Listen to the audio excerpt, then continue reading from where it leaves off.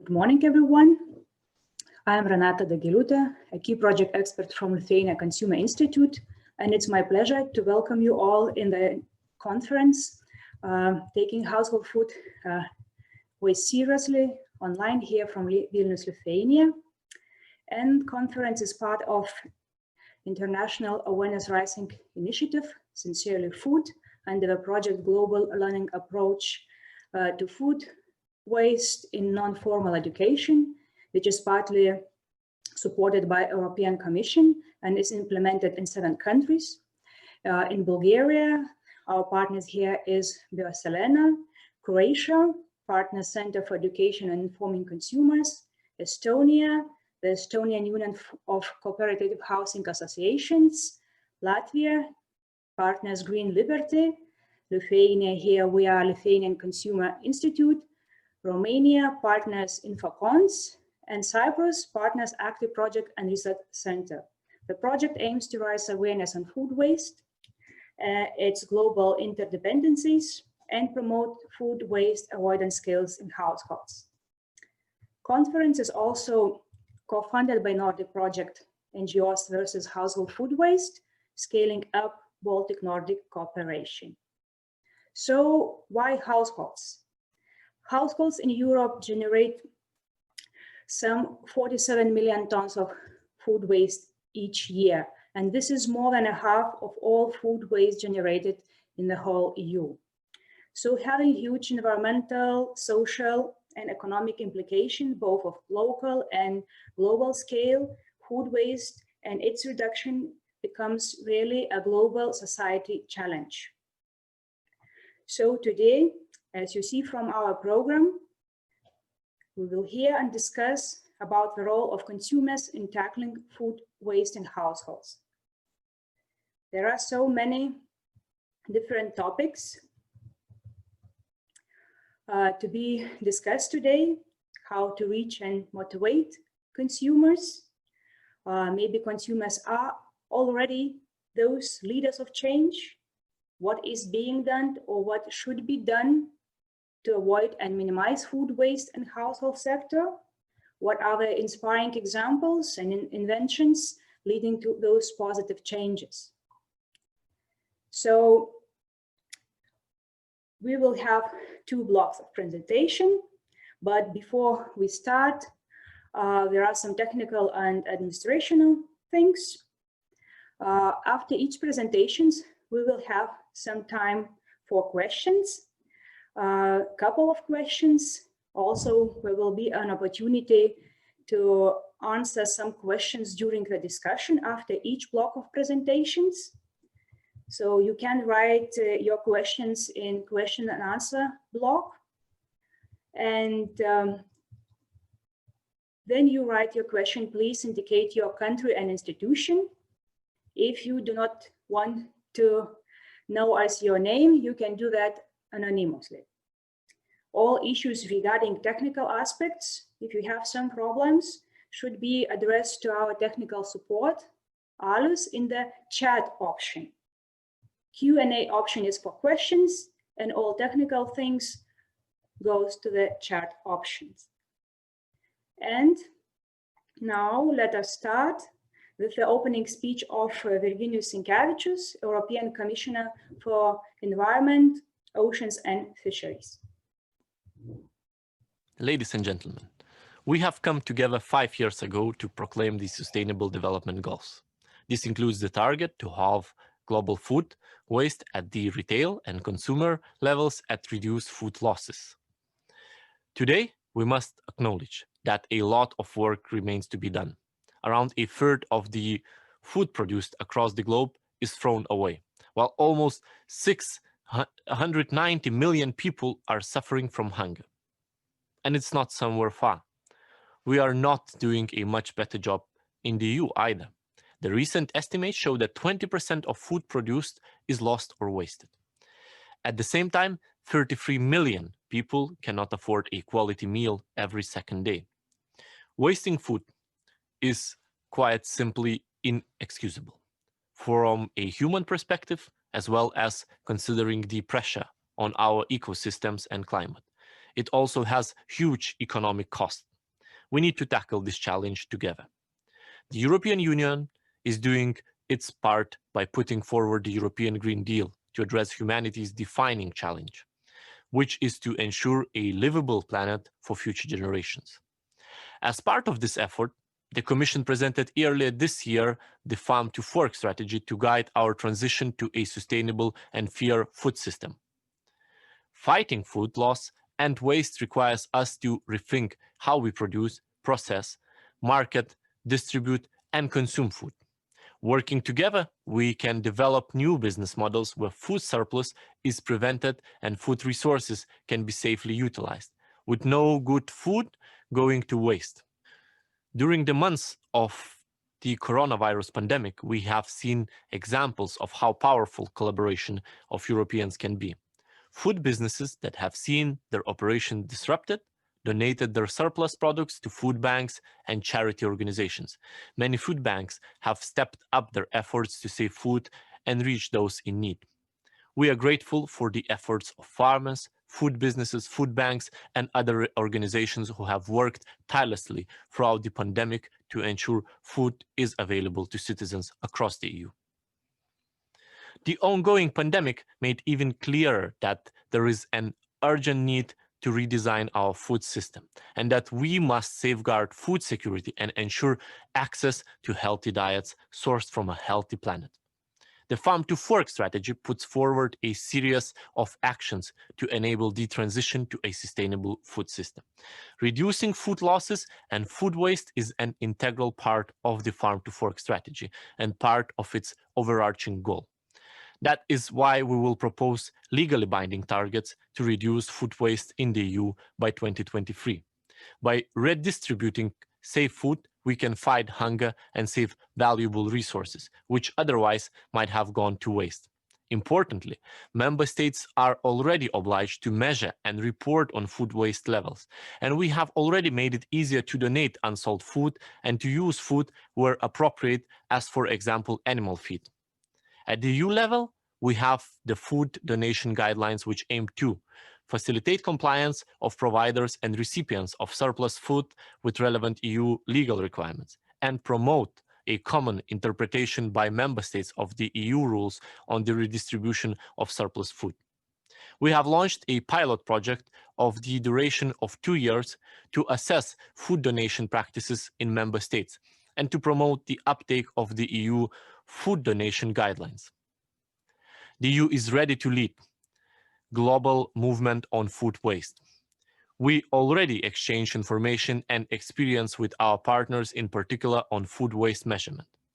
We are also closely involved in the development of a global code of conduct on food loss and food waste prevention with the Food and Agriculture Organization of the United Nations. Ladies and gentlemen, the pandemic has highlighted the fragility of our systems and the inequalities in our societies. The crisis must be a catalyst for change. I call on all of us to come together and to act now and get on track to achieve the Sustainable Development Goals by 2030. Next year's UN Food Systems Summit will be an important occasion to put tackling food loss and waste at the center of our efforts to safeguard a fair and sustainable food system for all. Thank you and have a thoughtful conference. So thank you, Commissioner, for opening our conference and insights on EU level actions regarding food waste. And now we will start our presentations. And I would like to invite Zita Čeponytė, President of Lithuanian Consumer Institute, Lithuania, to present the international initiative Sincerely Food. And Zita, please. Good morning to everyone. My name of presentation, it's about our project. It's Sincerely Food, Innovative Ideas to Fight Food Waste. It's about the project implementation and engagement of consumers and also intervention in their life intervention just to their lives. Sincerely Food story began well before 2016. Then the idea to educate consumers about reducing food waste in households was born. Now it's the end of 2020 pandemic, but the issue of consumer education remains relevant, and we are conducting this education project quite successfully, and it is relevant to these days also. Renata already presented Sincerely Food partnership, but I would like remind once more that we have Lithuanian Consumer Institute as a leader of the project. We have BioSelena, which is maybe a more environmental organization. We have a Center for Education and Informing Consumers from Croatia. It's a consumer association. We have Estonian Union of Cooperative Housing Associations. It's a housing association, as you understand. Green Liberty from Latvia. It's an environmental organization. InfoCons, it's consumer organizations, and project and research center from Cyprus, which was subgranted from our project for implementation of activities. It's more general, it's NGOs working on more general issues of environment and research in this area. You know that vast amounts of food produced for human consumption are wasted due to decisions taken by consumers. Households are responsible for the largest amount of food waste. It's about 53% in accordance with Fusion's project in the food chain in European countries.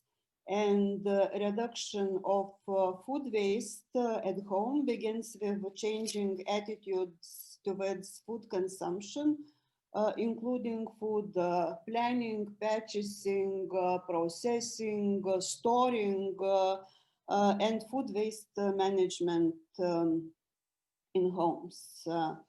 And our project concentrates on food planning, purchasing decisions, storage, processing, and food waste management a little bit. Our project, specificity of our project is that this project is related with a global education approach, is based on global learning approach to food waste. And I would like to remind that global learning intends to enable people to understand the links between their own lives and those of people throughout the world. How does food waste impact the food security situation in low-income countries, and how it's related with climate change and biodiversity. Sincerely Food touches such competences as critical thinking, understanding connections between local and global, addresses economic, environmental and social impacts of food waste.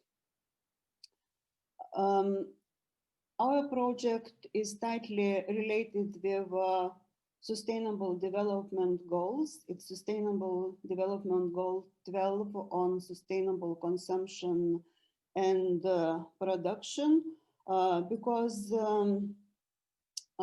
by applying the global learning approach to food waste and equipping target groups with knowledge, skills, and also tools which we are prepared during the implementation of the project, it facilitates a shift to more sustainable consumption and with a view to reducing food waste. Also, our project is related with the Sustainable Development Goal 13 to combat climate change, because we improve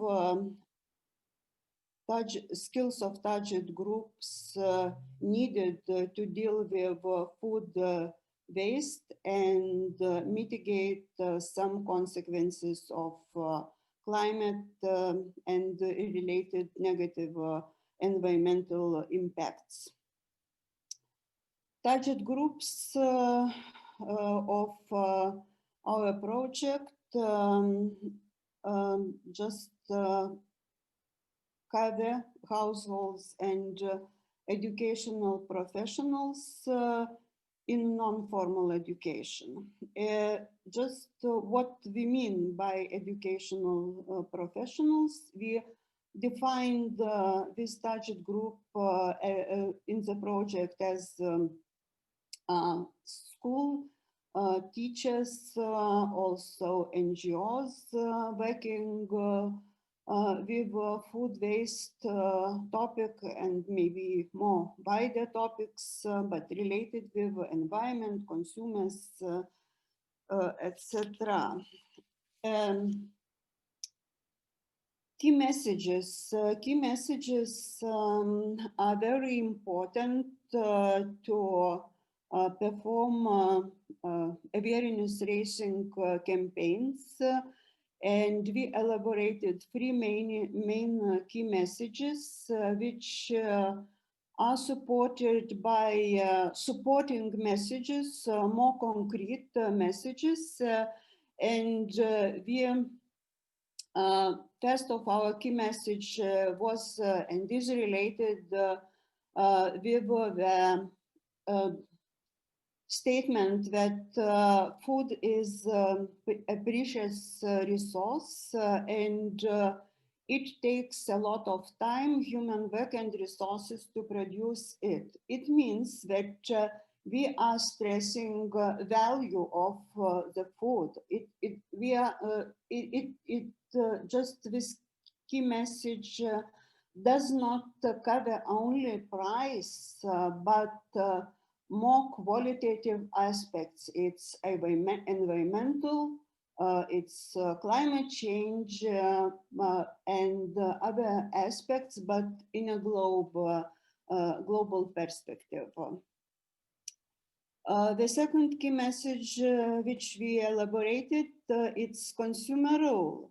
Consumers have a big role to play in tackling food waste. Indeed, as you already aware, vast amounts of food waste are generated by this group. And the third key message is related with motivation people to act. To act just if we, each of us and we all together,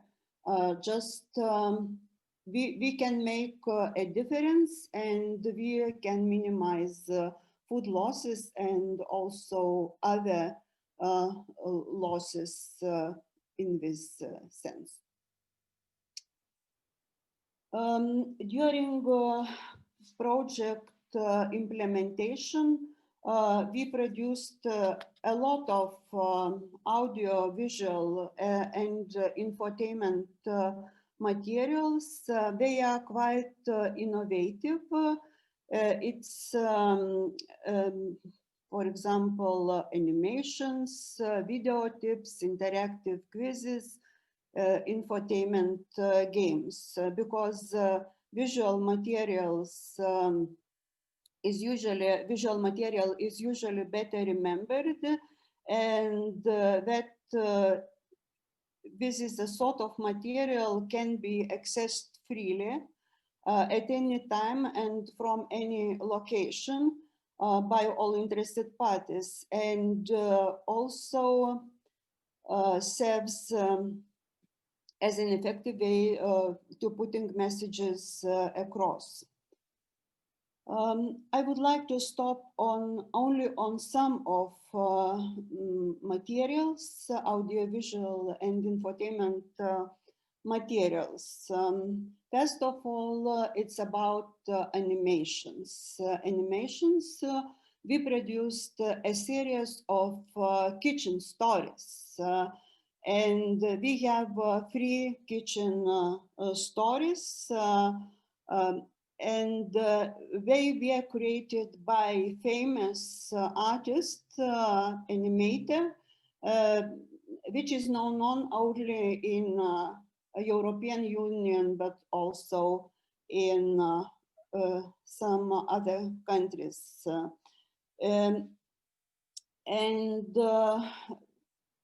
First kitchen story, The Forest, relates to connections of palm oil and deforestation.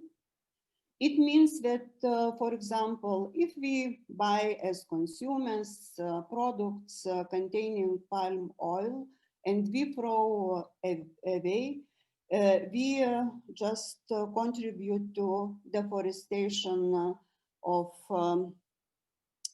deforestation in other countries, more developed countries. The second story, it's water. It's about water waste.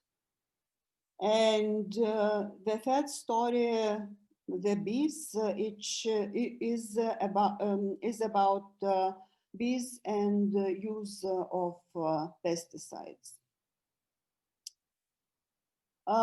Quizzes. We created interactive quizzes, 3 interactive quizzes. First of quizzes is related with bananas. Consumers like them, and this quiz is targeted to young people, maybe school children mostly, and has some animated elements and is very attractive. The other quiz, Changing Climate in Your Kitchen, targets young adults and deals with everyday situations involving food waste. Food purchases, storing, promotes also ugly fruits and other. And the third, our quiz, it's the hidden side of food, is aimed at educational professionals and deals with the global impacts of food waste. This quiz just requires knowledge on food waste, and as I have said, is suited mostly for educational professionals. Infotainment games. Our very successful activity. And we created 9 infotainment games. And some of infotainment games are classical games, but adapted to food waste. And some of games are newly created and proved as very, very successful. Tomato Jenny, I would like to stop on this game, and it gamifies the idea of the life cycle of a product and avoidable food loss. It features 2 perforated boards, and there are waste holes, and the players have to bring tomato, a ball, to the consumer's mouth by manipulating handles while avoiding waste holes on their way, going through all just life cycle of this product. Best before. Game best before deals with the 2 types of food product expiration dates. You know that consumers are just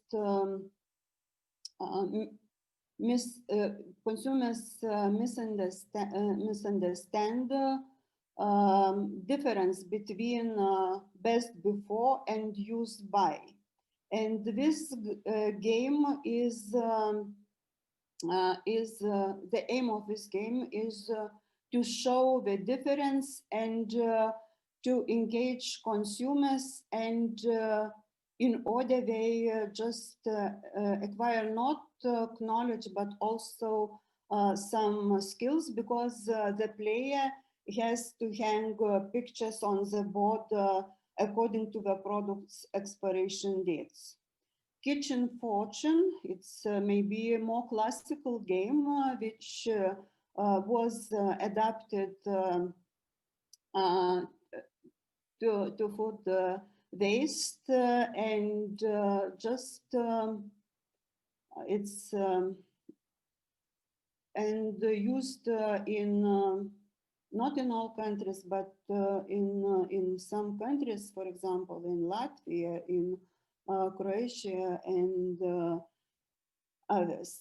Happy Fridge, this game was elaborated by Bulgarian team, and it gamifies idea of proper storage of food at home.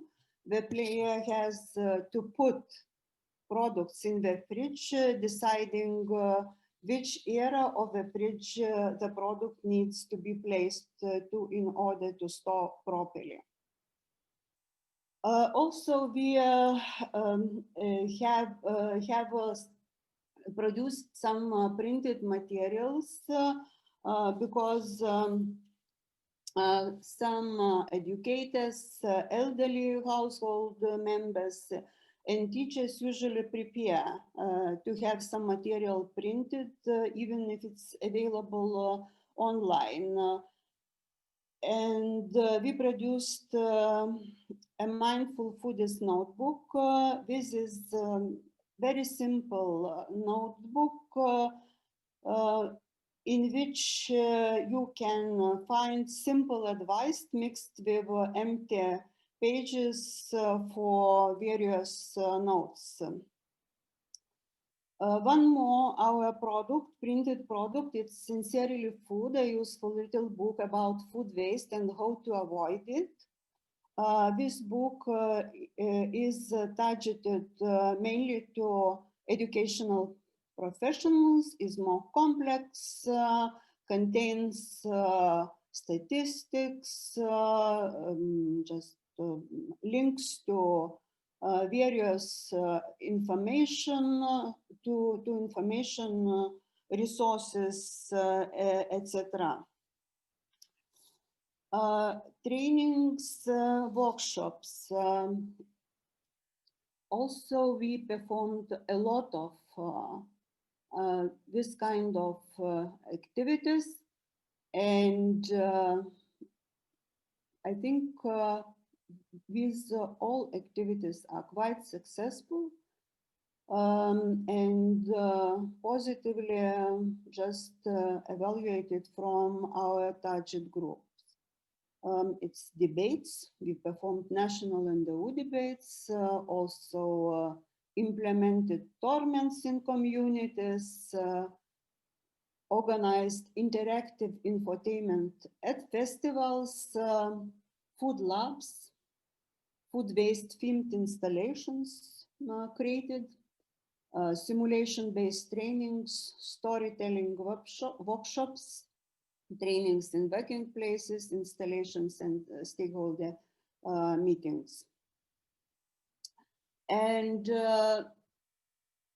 one of the most prominent activities, a series of food labs featuring experienced chefs, were organized by project partners in different places, including indoor and outdoor events. The labs followed the script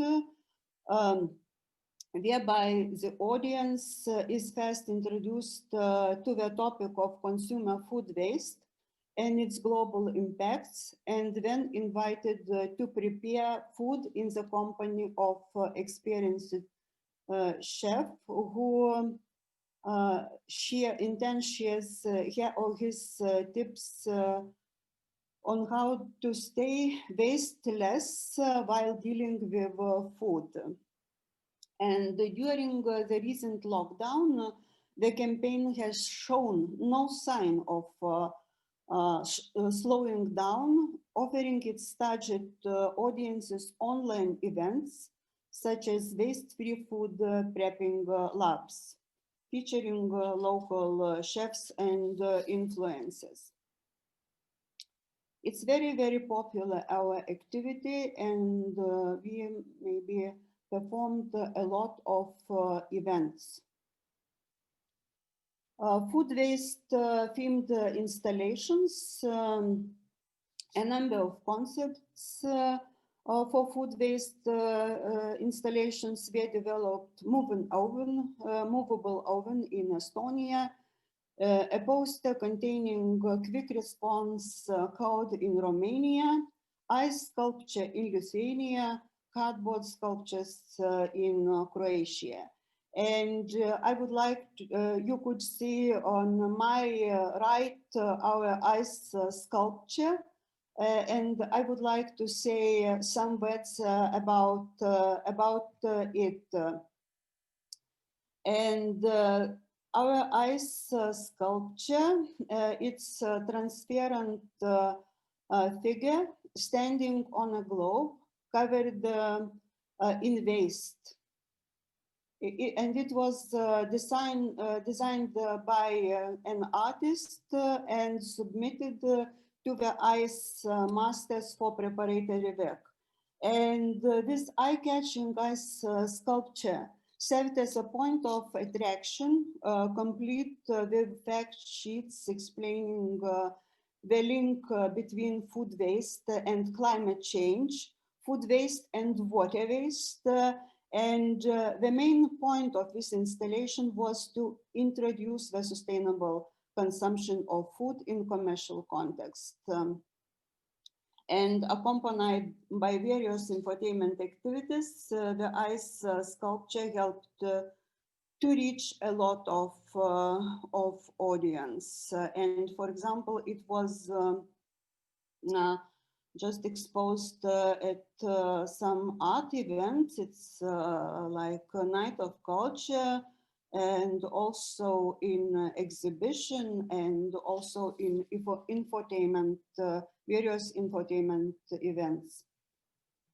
One more, our activity is related to simulation-based trainings. The target audience include youngsters aged 15-17, also young adults. And just tomato Jenny was selected as a subject matter best suited for the trainings. Learners get acquainted with many aspects of the long process whereby tomatoes turn into ketchup.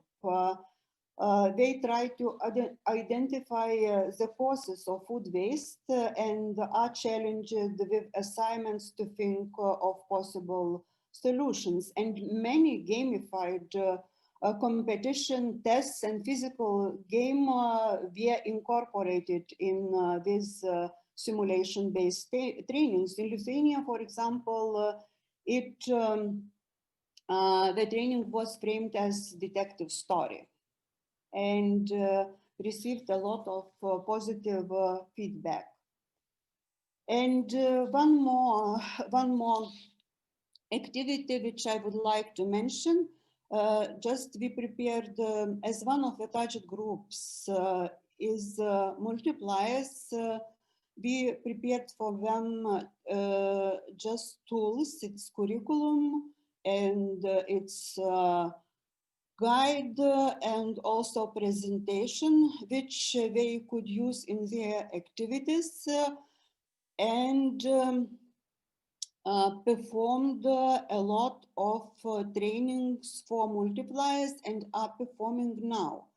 Now we are performing mainly online trainings and just activity is quite positively evaluated.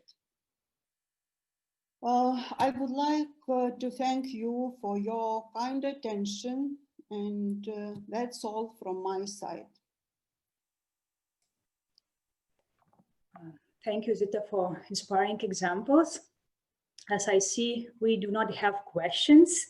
So maybe if there are some questions, we can move them to later to the discussion time. And now let's continue with our program. And let me invite our next presenter, Erika van Herpen, Associated Professor at Wageningen University from the Netherlands. And she will disclose household food waste drivers and possible interventions to avoid it. So Erika, please. Yes. The floor, should I say, the screen is yours. So please. Thank you very much. Can you indeed hear and see my slides? Hear me and see my slides? Yeah. Yes, okay, thank you. So indeed, my name is Erika van Herpen and I work at Wageningen University. I've been involved in the EU project Refresh that has ended last year. And part of what I will be saying is our main results from that project and how, you know, the findings, the insights that we gained on household food waste and the drivers of household food waste. And I also will share some newer insights that we gained since then, especially also when they relate to potential interventions to lower household food waste. Now, I don't have to tell you how important food waste is, of course, because the presenters before me have already done that. So I'll dive right into it. The main question that we had when we developed the first research on household food waste is why people actually waste food. And some of the responses that you see or some of the comments that you see people make is that they believe that it's because people really don't care so much. We see things like we live in a throwaway society, it's contemporary consumerism, so maybe people don't really care. But the question is whether we really don't care, and the answer is probably that that's not the real cause of it. Wasting typically is not careless or carefree. We see that consumers attempt to lessen anxieties about discarding food, so they don't really want to waste food, and you'll have people telling us things like if they have something in the fridge that they know they're not going to use it, but they don't really want to throw it out just yet. they wait until it's, it's molded. You really can't eat it anymore to throw it out because then it doesn't hurt so much. So that already says something about our relation with food, and also that wasting is not a sort of careless activity that we do. People also frequently describe themselves as worrying and feeling guilty about wasting. They also tend to favor options that will produce less waste, even if they might be more costly, or forgo sort of free food or drink if they know they're not going to use it. So all in all, people tend to care about food waste. And as part of the research that we've done, we've also talked to people in focus groups. And I have a few comments that I would like to share with you about these things. At the low end of the slide, there are links to the report. So if you want to read more about it, you can go there. So we've done focus groups in 4 countries, in Netherlands, Hungary, Germany, and Spain. And we've also done a survey there. And I will present some of the main insights, main results that came out of that. The fact that wasting is not carefree for consumers, we also see that back in what consumers said to us in the focus groups. So we have a participant, for instance, saying that every time he throws something in the trash, it feels like he's throwing away a €5 note. So he feels it in his pocket, the money. Other people say, it doesn't hurt the pocket, it hurts my soul, which seems even, more close to them. But perhaps the most insightful is a quote from one of our other participants, who was very clearly saying that wasting is not acceptable. Wasting is not acceptable to me at all, is what she said. But he also said that if it happens from time to time, well, then it happens, which seems to contradict each other. And that's exactly how what we see happening. People do not like the concept of wasting. They think it's really bad, but in their day-to-day life, they do waste things and they trivialize it. That's, just what happens. So in a sense, wasting is what happens while you go through all the food management processes in your home. It's like collateral damage. You don't want it to happen, but it happens nonetheless while you're focusing on other goals. Now, this insight, what does that tell us? It tells us that waste prevention is not the main goal that consumers have when they are processing food in their home. They want to provide their family with a tasty meal, with a healthy meal. They want to have convenience in food preparation. And waste prevention, of course, is also important, but it's not as important maybe as some of these other goals. And I don't think it will ever be the main goal of people. So knowing that, we think that for good interventions to take place, they should target these household practices surrounding food. And they should also be integrated with these other goals. So rather than having to choose between providing a tasty meal or heating up the leftovers, you can provide people with ways to make those leftovers very tasty. So both goals are then reached. What we furthermore have done in our studies there is that we've used a social marketing approach. So we said that these household practices, they occur, the way they occur has 3 determinants, groups of determinants, I should say. It's motivation, ability, and opportunity. That's the MOA approach. So on the one hand, people have to be motivated in order to change their household practices so that they have less food waste. But they also have to have these abilities. They have to know what to do. And they also have to have the opportunities. The environment must make it easy for them to do these practices that will lead to lesser food waste. Then when we looked in our survey of what affects food waste, there's a couple of things that I want to highlight from that. There's much more to say about it, but just a few highlights. When it comes to motivation, we noticed that the notion that others waste a lot really affected food waste quite heavily. So that if you think that others waste a lot, you're also in your own household more likely to waste.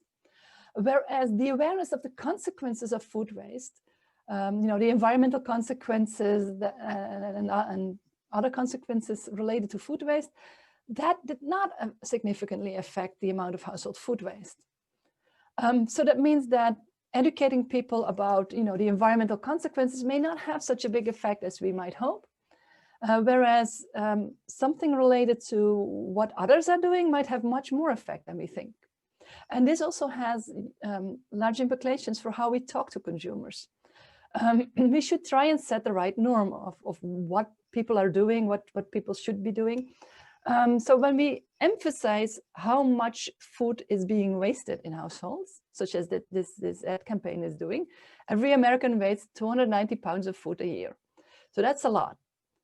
What then can happen is that you think, oh, if that's what's normal, what others are doing, that okay, I'm fine. I may not even waste that much.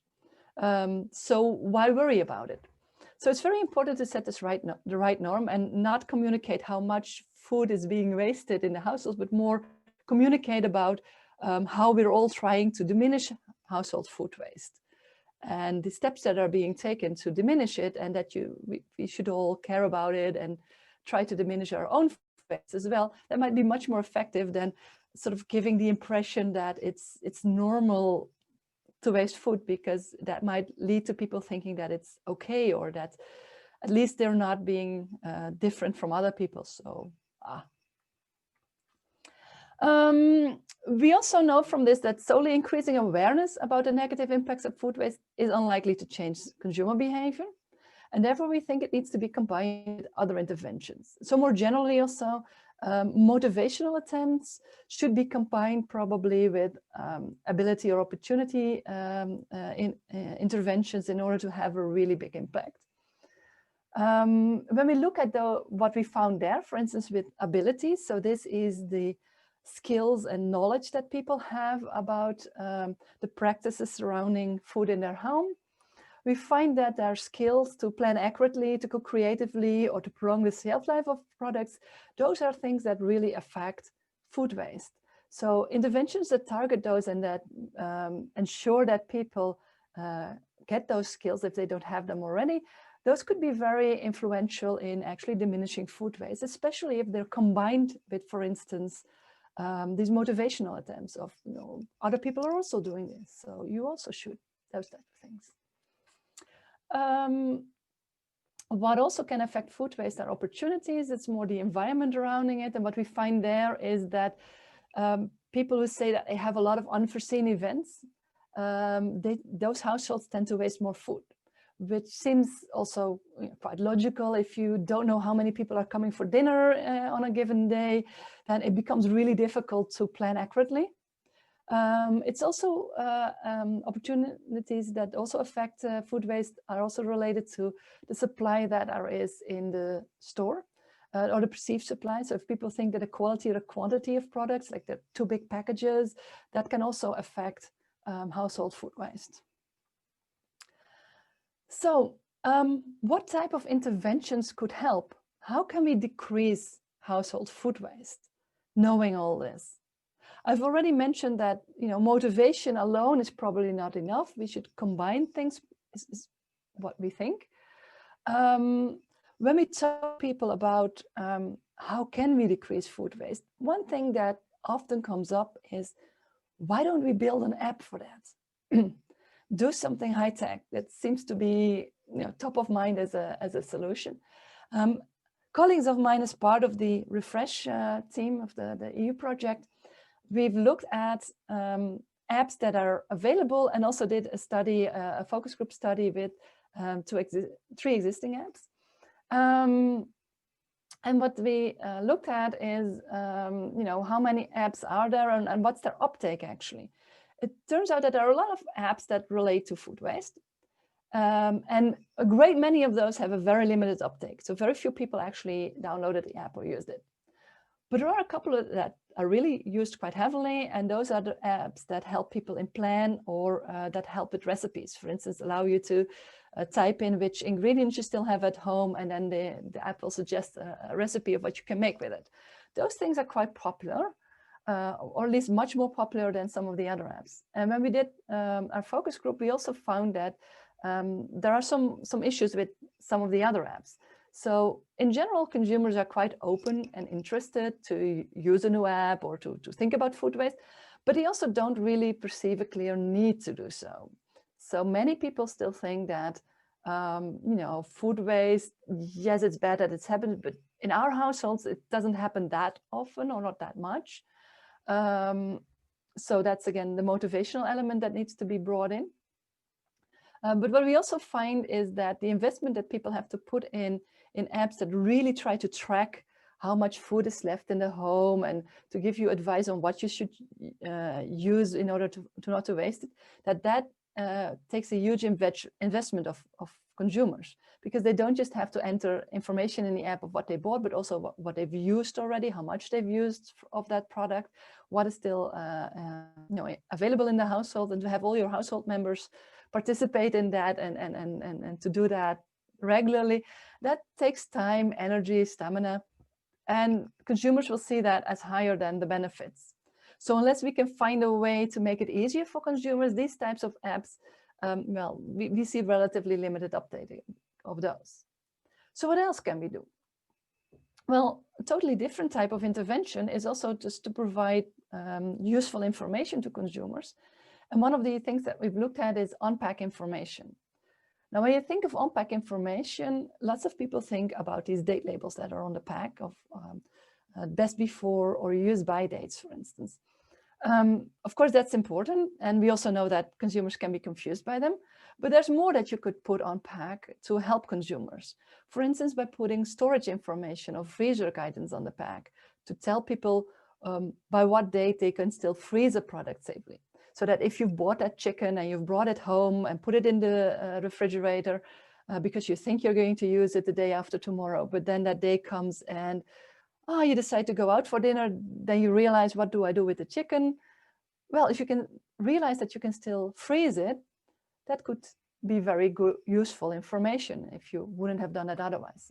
So what we find indeed is that the storage advice could be useful when the current behavior is suboptimal. So when consumers don't know yet. So that type of information, putting that on products could be helpful too. And then there is a final intervention that I wanted to tell you about, a study that I've just got first results from. This is a study where we examined a measuring cup that people could obtain. It's the picture on the right. It's a measuring cup for pasta, rice, couscous, and instead of the usual 100 gram, 200 gram, this has indications of portion sizes. So this is a correct portion for one person, this is the correct portion for two persons, and therefore it helps you portion size the amount of that you're going to cook. Given that we're working from that MOA framework with motivation, ability, opportunity, we realized that this measuring cup actually gives you both ability and opportunity in one, because it gives you, it heightens your ability to correctly estimate the portion sizes, because it gives you those measurement information. It also increases your opportunity to do so because you actually have that cup in your home. Now we wanted to see whether if we would add a motivational element to it, it would have a bigger effect than if we would just give people the measuring cup. So what we did is we put a sticker on it, and that's what you see on the left. I'm sorry, it's in Dutch, but I'll tell you what it says. It says that 83% of the people cooks with precision the amount of pasta, rice, and couscous, and this diminishes food waste. And the 83% came from the survey that we did for Refresher. That's an actual realistic amount, number. And we gave people that information in a sticker put on the measuring cup. The sticker was dishwasher safe, so it could stay on there and people could see it every time they were using the measuring cup. Now we did this experiment in a 2x2 design. So some people only got the measuring cup, other people got the measuring cup with the sticker, but also some people got another tool, a scoop, to scoop up your pasta or rice, which doesn't help you with the portion sizes, but at least you also got a free gift. So we know it's not a gift effect that we're finding.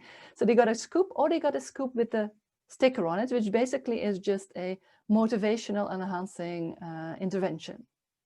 So we can see what, control condition, just a scoop, nothing to actually link to food waste, versus just the motivation, versus just the measuring cup, just ability and opportunity, versus a combination of motivation and ability and opportunity, what that does.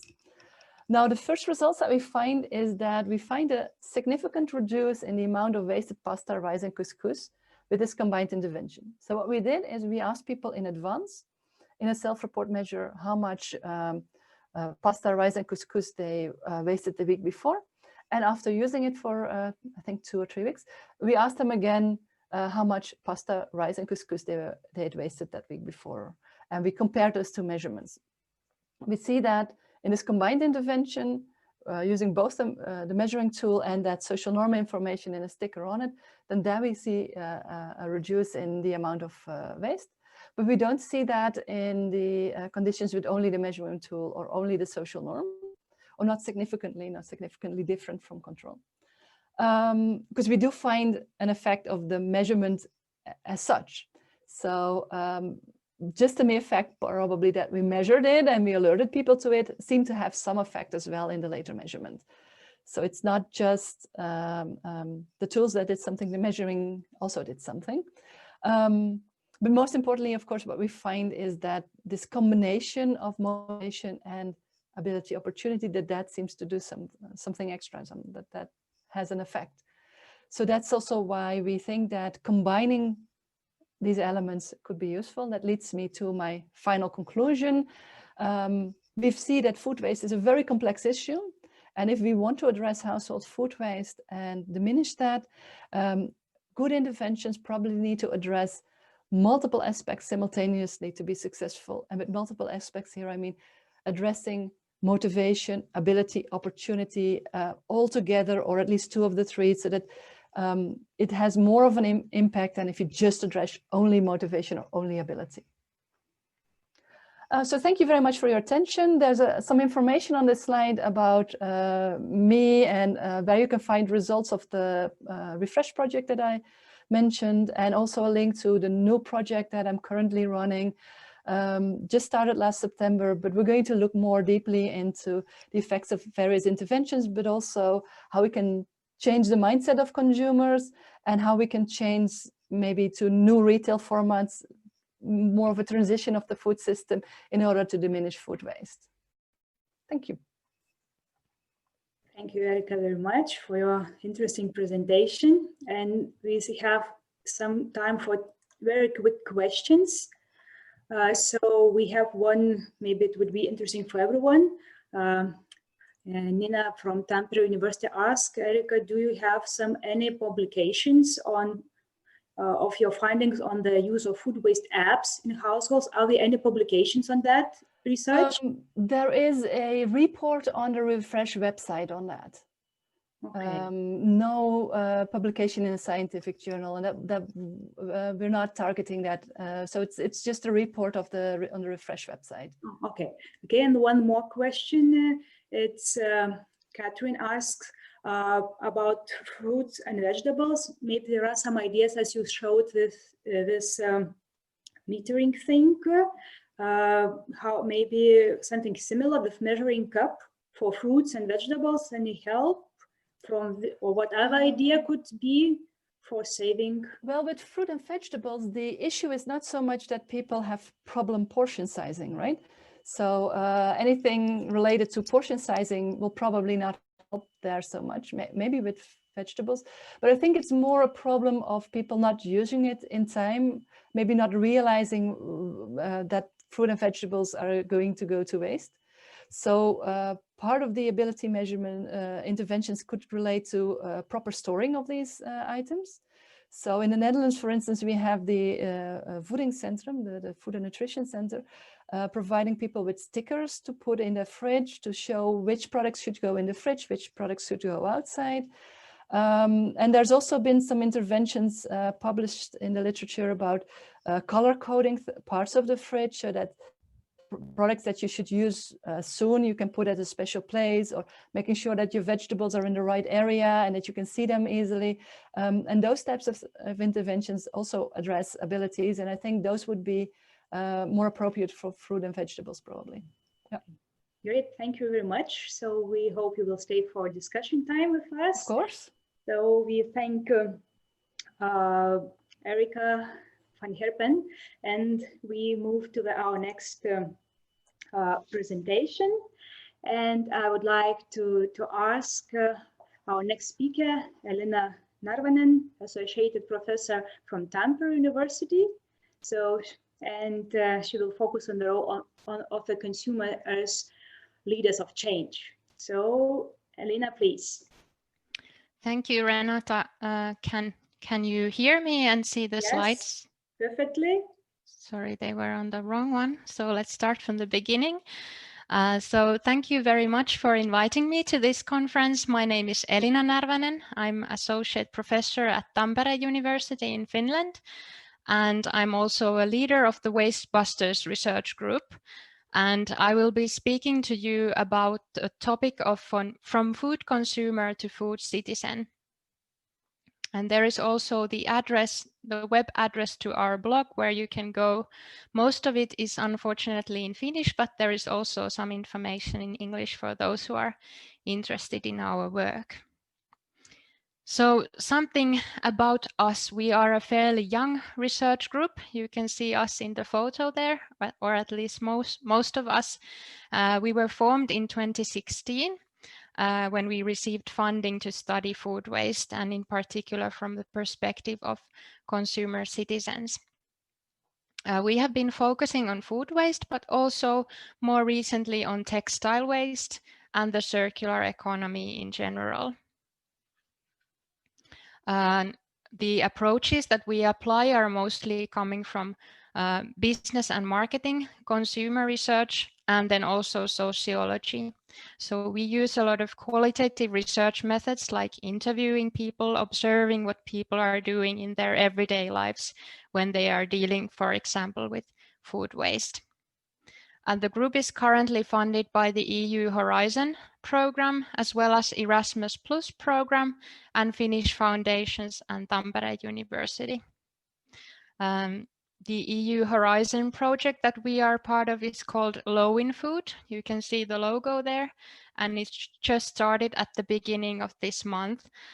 This project will be focused on testing innovations that already exist out there to reduce and prevent food waste in the food supply chains, such as fruit and vegetable, bakery and fish value chains, and also at consumers level. This presentation that I'm giving today is based on 2 research articles that we have published. You can see them there, and later on you can go and read them, since both of these articles are open access. So there you can find the links to them. And then we also have published an edited book this year. And some of the chapters in that book are also open access. So you can find more information about several different perspectives to food waste management through that book. So today I will be speaking to you about consumer citizens. Usually when we talk about consumers and when we talk about citizens, these 2 concepts are very much seen as opposites in the literature and also in public discussions many times. So the consumer is seen as a pleasure-seeking, self-interested, utility maximizing person who is trying to fill their needs in the market. And then on the other hand, a citizen is seen as a moral being who takes care of not only their own needs, but the needs of other people and the needs of the environment. So this role is more characterized by an altruistic attitude. These days, as we can see, these roles are not that much in conflict anymore. In everyday life, they can also be combined. If we think about phenomena such as sustainable consumption lifestyles, where people can enact their altruistic values also in the market, such as when they are buying, for instance, organic food or paying attention to the amount of food waste that they are generating. So in order to make this more concrete, these roles of consumer citizens, me and my co-authors, we have created 3 inspirational stories of these roles. And I will now read the stories to you and hope that they will inspire you to generate more ideas on how we could engage these consumer citizens. The stories are based on our research data and our findings from several different projects over the past few years. So let's meet Greg, Amy, and Robin. Greg is a high school history teacher in his 50s, and he has become recently widowed. He has 2 adult children. He lives in a small city, but has always spent summers in the countryside. Greg is an outdoor enthusiast and spends a lot of time fishing and hiking in the nature. After his wife's recent passing, Greg has had to learn to cook and to do the grocery shopping for himself. These household chores have previously been taken care of by his wife. Recently, Greg noticed in the newspaper an article about the large amount of food waste that is created globally. In the article, the reporter had interviewed researchers who had measured the impact of this food waste on the climate and nature. Greg was shocked to learn about this and went online to look for more information on the issue. After becoming aware of the severity of the problem, he has decided to try to change his own behavior in order to avoid food waste.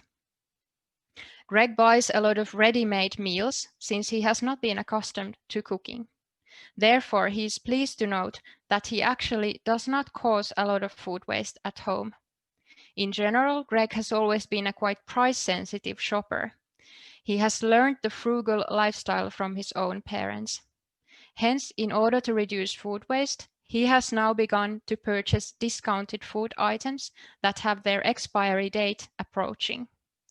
Doing this makes him happy, since he is able to kill 2 birds with 1 stone, so to say, to save money and reduce food waste. He also chooses the single bananas and the vegetables that are perfectly good to eat, even if they do not look perfect. He feels that by specifically selecting these products from the grocery store shelves, he is helping retailers address the food waste problem. A week ago, Greg's grown-up children visited him and told him that there is a new mobile application available where you can purchase and pick up restaurants' surplus meals for a discount. Greg is very eager to try out this service since it would also save him the trouble of cooking. So after hearing this narrative, you now know something about Greg and you know something about consumer citizens in the decision maker's role, which is the first role that we have identified. The underlying assumptions of this role include that the person is primarily satisfying his or her own needs and wants to hold on to a consumer's right to choose. The scale of change in this case is more in the individual behavior level. And then the attitude that the consumer citizen has towards change is to make small changes in their own consumption decisions, which then may be sustainable, like making these grocery store purchases of ugly and imperfect fruit, as Greg did in the story, or using mobile applications to reduce food waste.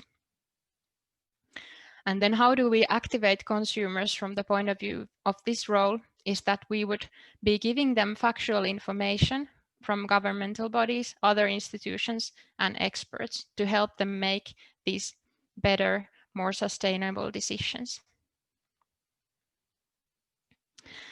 Okay, let's go on to the next role, Amy, and Amy's story. Amy is 38 years old, and she lives in a leafy suburb on the outskirts of a big city. She's married, and she has 3 children and 2 dogs. She works as an accounting manager. Before meeting her husband and establishing a family, in her childhood, she lived in the countryside with her family, including 2 sisters and brothers. Her parents had a small farm where they grew wheat. In her leisure time, Amy maintains a food blog. She also participates in different kinds of activities organized by a local dog enthusiast club. Amy has always been interested in food. She has lots of good memories of preparing food with her mother for the rest of the family. Her mother was very thrifty and always reminded Amy that all food ingredients were to be fully used and not wasted. This included turning potato peels to crisps, as well as utilizing the leftovers of a half-eaten grilled chicken in the next day's dinner soup, and finally in a chicken stock.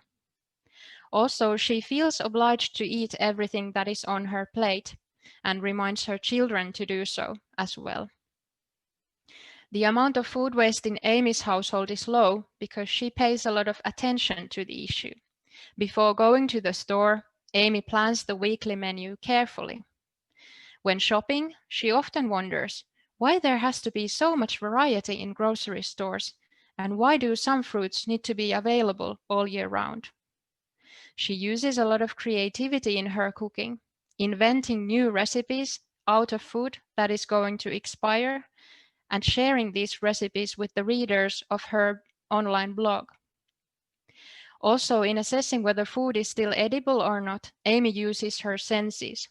She smells and tastes the food rather than just trusting the date labels. She habitually eats the food left on her children's plates and gives scraps also to the family dogs, who are happy to help her in the battle against food waste. Due to her busy lifestyle, sometimes food waste is, however, unavoidable. Amy has become well known amongst her extended family for organizing the sharing of food after family parties, so that all the food is taken home rather than thrown away. She also sometimes takes food to her office co-workers. She has discussed the issue of food waste several times with her friends and acquaintances, giving them tips for using leftovers. Amy has participated in food waste related events and challenges in the social media. Amy's story is an example of the consumer citizen in a communal role. The underlying assumptions in this role is that consumers perform different practices and routines as part of their everyday lives, where they are embedded in a social and cultural context, for instance, the context of family life. The scale of change in this role is the communities and groups that consumer citizens are part of. The attitude that the consumer citizens has towards change in this role is that they are willing and capable to critically evaluate and change their own daily food consumption related routines. And if we want to engage consumers in the communal role, we would encourage them to use their own sensory and bodily knowledge, like for instance, in terms of assessing the edibility of food, as Amy did, or receiving tips and tools to change their practices and engage others to do so as well. Okay, we have moved on to the third role, which is the role and the story of Robin, who is a startup entrepreneur. So Robin is 32 years old. He is a chief development officer in a clean tech company. He lives with his journalist wife in a big city in a townhouse with a garden where they grow vegetables and keep hens. He refuses to eat factory farmed meat due to ethical and environmental reasons. Over the years, he has also become critical of the existing food system and the amount of food waste created by this system. He became aware of the problems already in his childhood because his parents were working as researchers in environmental politics field. However, the greatest awakening came when he was working in a grocery store to finance his environmental technology studies. There he witnessed the piles of edible food being mindlessly thrown away. More recently, he has established a startup company with his wife and some of his closest friends. The startup would utilize food that otherwise would end up as waste, for example, by brewing beer from wasted bread. He is willing to quit his current job as soon as the startup is up and running. Some of his friends are vegans, and occasionally he organizes parties together with his friends that utilize mostly food saved from dumpsters. Even though he understands and supports veganism, he sees that more radical changes are required to change the current food system. In his free time, he is an active volunteer worker in an organization that collects surplus food from supermarkets, cafeterias, and bakeries and directs them to those in need. He also produces humorous YouTube videos with his wife about sustainable lifestyles. These videos occasionally challenge their viewers to change their daily life towards more sustainability. Their videos have received millions of views on YouTube. Recently, he received an invitation to give a public speech about his thoughts on the alternative food system and food waste in a food waste related festival together with one of his idols, the Danish food waste activist and movement leader Selina Juul. Having met Selina Juul earlier, he feels privileged to be speaking in the same event with her. So we see Robin in the role of an active change agent, where perhaps the traditional citizen role is more emphasized than the consumer role. The underlying assumptions include that the consumer citizens are concerned about the current food system, which is characterized by exploitation, and they are also concerned about the general condition of the earth. The scale of change in this role is the system level. And the attitude that the active change agent has towards change is that they are actively changing the food consumption practices of other people and the system as a whole. Consumers are activated by leveraging upon information and experience to change others. For instance, in Finland, food bloggers initiated a campaign called From Waste to Delicacy, where they wanted to engage other people in the battle against food waste. Other examples include food bloggers, food waste activists, and freeganism. To end this presentation, I would like to share some implications that the stories have for policymakers. We would like to inspire you through these stories to think of your own ideas and suggestions for how to address each of these roles and how to invent new solutions for reducing food waste. In general, our idea is to move away from top-down informational policies and expert-led campaigns targeted at consumers, and more towards participatory, grassroots, and bottom-up ways of engaging consumer citizens. But what is also important to remember is not to leave the responsibility for reducing food waste on any one actor, but to engage all the stakeholders within the food system.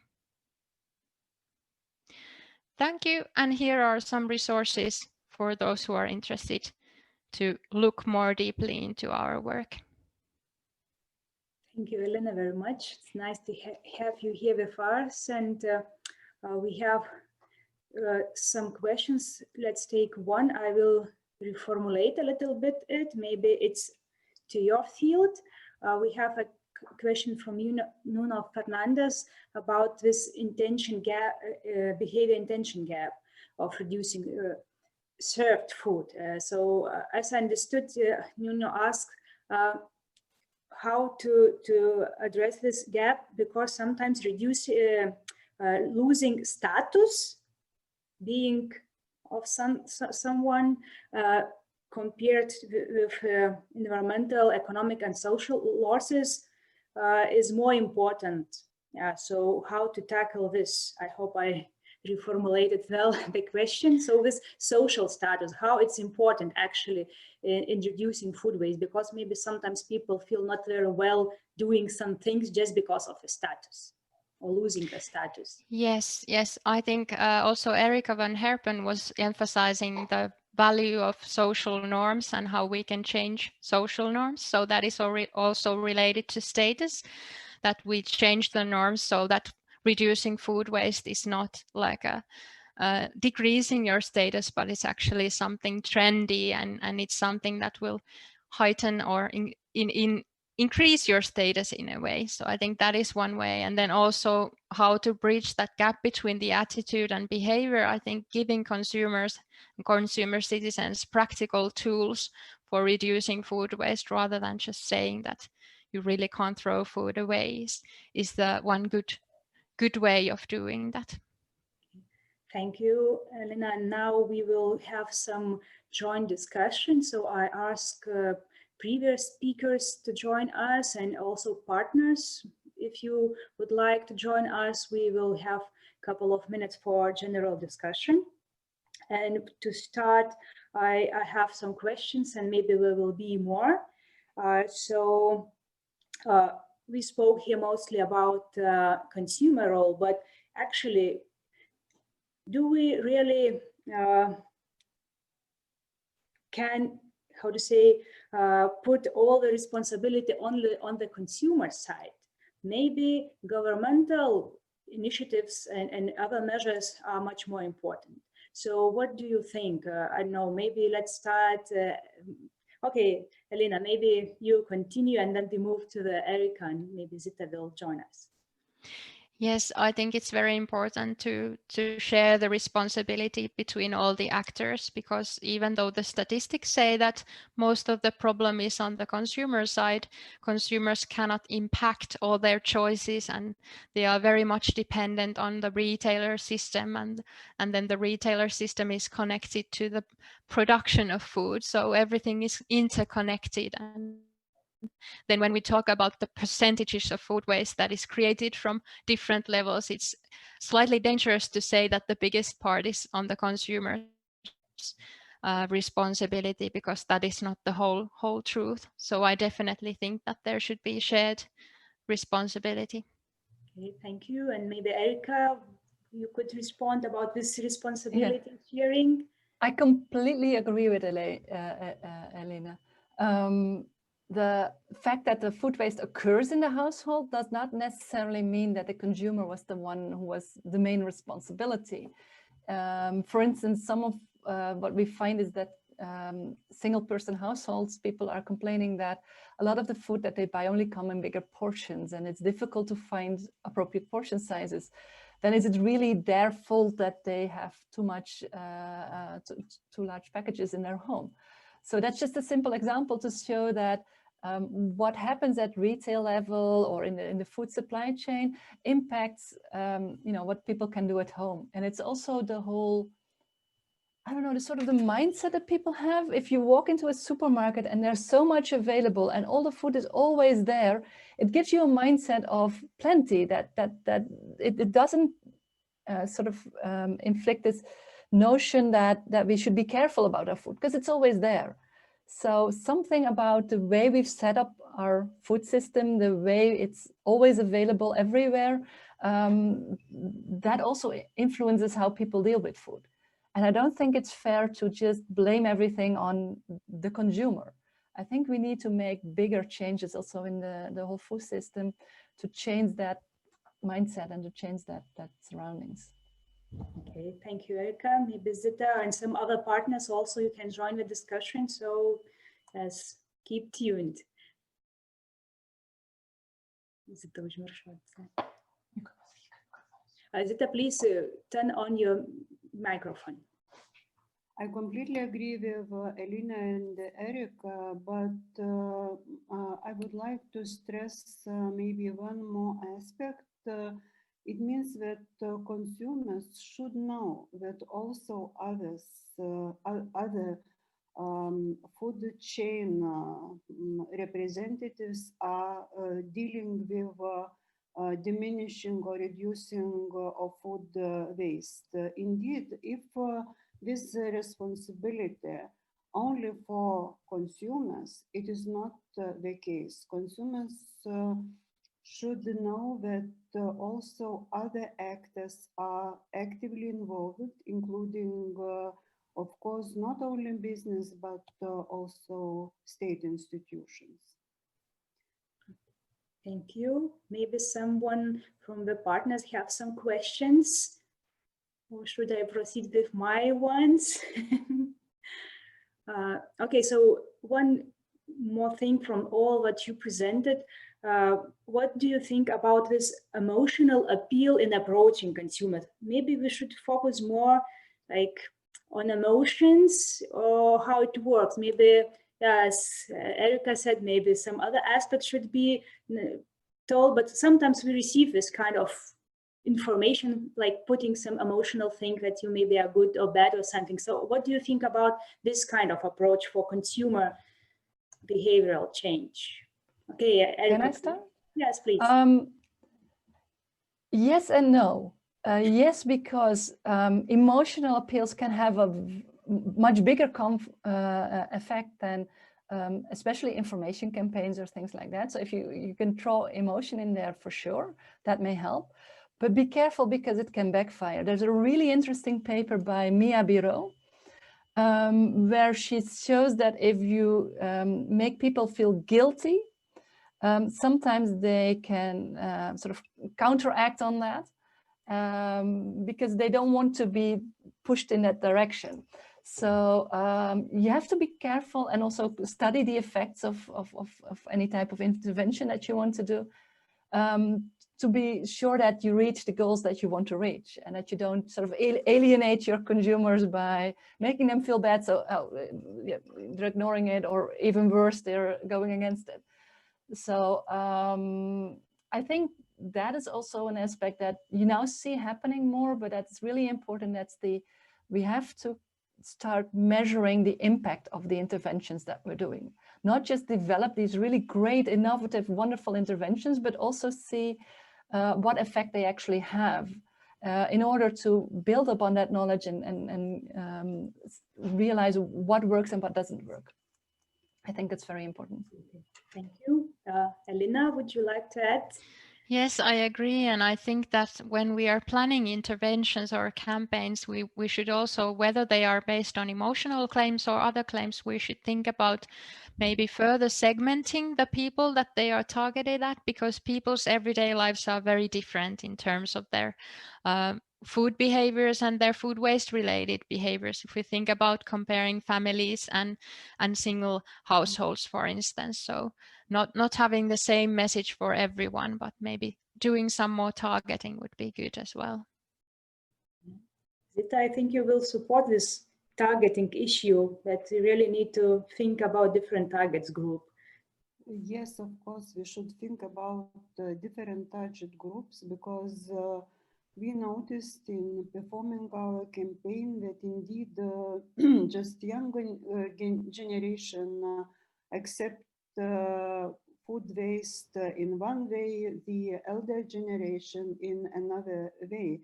But emotional effects are very important in just forwarding the key messages to the audience. And but of course, no guilt, no just other negative aspects. And for example, in our campaign, we wanted to stress maybe more value of food, that it's difficult to produce, it requires a lot of resources, and just to inform people about the value, about impact of food waste and other things. That's all. Okay, and we have some more questions. It's maybe more for Erika about the apps. Should we focus more on apps and to implement them kind of globally and to foster apps application? So it's a question from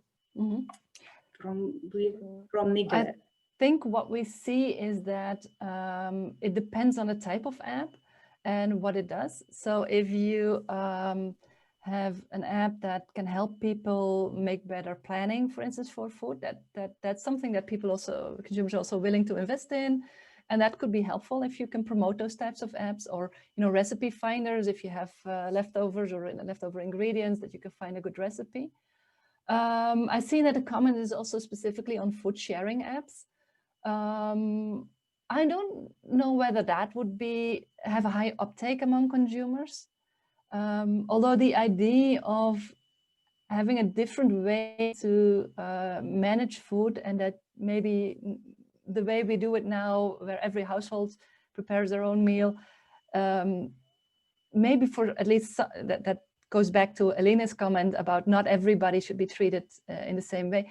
For some segments, maybe food sharing apps or ways to share the food that you're cooking could be very helpful. I'm thinking of like student flats where we see these food sharing apps being very popular because people want to connect to people, to others, and if they have made a big meal and they have leftovers, that someone else can pick it up and they can help each other. That's really great, but I don't see that happening so easily in other segments, for instance. So I think targeting, as Elena was saying, is very important. Okay, and I think Elena something wanted to add. Yes, please. Yeah, I agree. And also I think that the problems might be because of the logistics, and then also how can you make that work like profitably if it's a business that's developing this app. And then also I think that consumers, at least in some segments, they might have some reservations regarding the safety of food that you would buy from or maybe get through this app. So there are a lot of questions that need to be addressed, but I think that in the student segment and also maybe in some other urban segments, there could be potential in this kind of a solution as well. Okay, thank you very much for panelists, and there are more questions, but still we need to keep up with our program. So thank you once again, and please stay the first to the final discussion and wrapping up. And let me invite you to the second part of our conference, and let me introduce Anna Leche, Special Advisor at Think Tank on Prevention of Food Loss and Food Waste, 1/3, and Special Advisor at Ministry of Environment and Food of Denmark. And she will share impressive Denmark experience in tackling food waste. Anna, please share your screen. Yes. Thank you so much. And thank you so much for the introduction and to the Lithuanian Consumer Institute for organizing this conference today on a very important topic. It's truly an honor to have the opportunity to speak here to you today on the food loss and waste challenge and how we approach this in Denmark. And not at least to introduce you to the new Danish think tank called 1/3 that was established last year, so it's still a really new think tank. My name is Anne Lærke, and I work as special advisor, as said, in the secretariat to the independent think tank, and I also work as government advisor in the Danish Ministry of Food in the food loss and waste team. So my role is twofold, one can say, but there are waterproof shutters between the two organizations that I represent. So I hope my presentation today can serve as inspiration, even though I know that all the initiatives that we have in Denmark might not be plug and play to other countries. So here's the agenda and the headlines I will go through today. And here are the 4 key main takeaways that I would like you to pick up from my presentation today. The first one is that it pays to work together in public-private partnerships. The second one, it makes sense, very good sense, to link the food loss and waste agenda to the climate agenda also when approaching the consumers. And third, it's necessary to raise consumer awareness towards real behavioral change, as also mentioned in the presentation prior to my presentation. And there is a need also to provide even more concrete tools for the households and the consumers. So, but let me start here with the picture here in Denmark.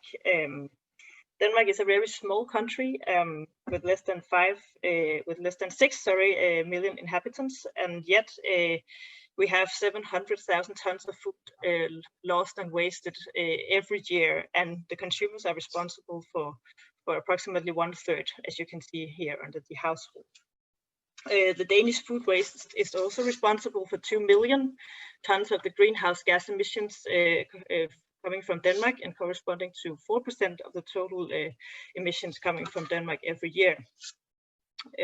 The current government here in Denmark has very high ambitions in terms of finding solutions to ensure a very sustainable and green food system transformation at both national and global level.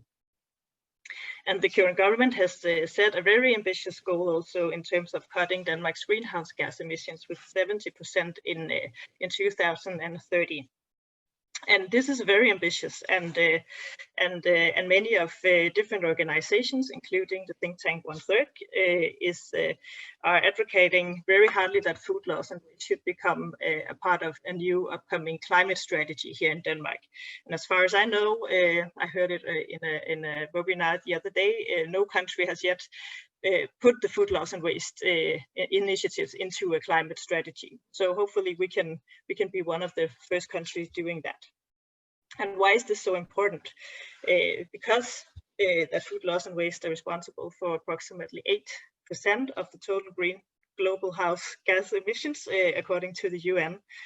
And when so much food is lost and wasted, it is a clear signal to us that our food systems are not functioning properly as they should.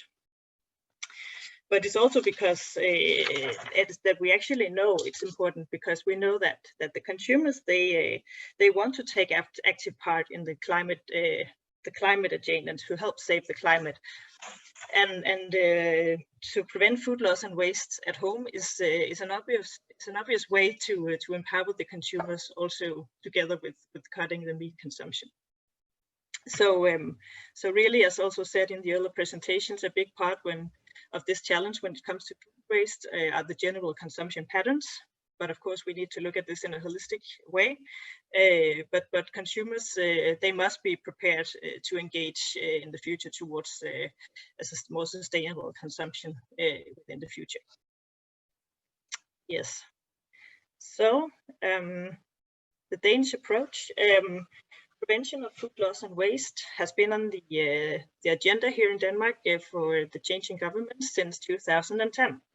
And here on the list, you can see some of examples on our approach. And today I would like to highlight the last one, establishing public-private partnerships. Because here in Denmark, we have a really strong and solid tradition in terms of working closely together in public-private partnerships. When tackling societal challenges such as the food loss and food waste challenge. And we strongly support accelerating efforts to achieve the sustainable development goals through mobilization of exactly partnerships. So this means that we, more concrete, that we have a tradition to gather organizations, authorities, companies, NGOs, academia around the same table to discuss and act on actual challenges and find the solutions together. And yes, again, it's also very important to underline that our approach is holistic, which means that we are looking on the entire value chain when initiating interventions. And as I said before, this is not only the consumers responsible; it should be it's the shared responsibility. I agree. I really agree on that point.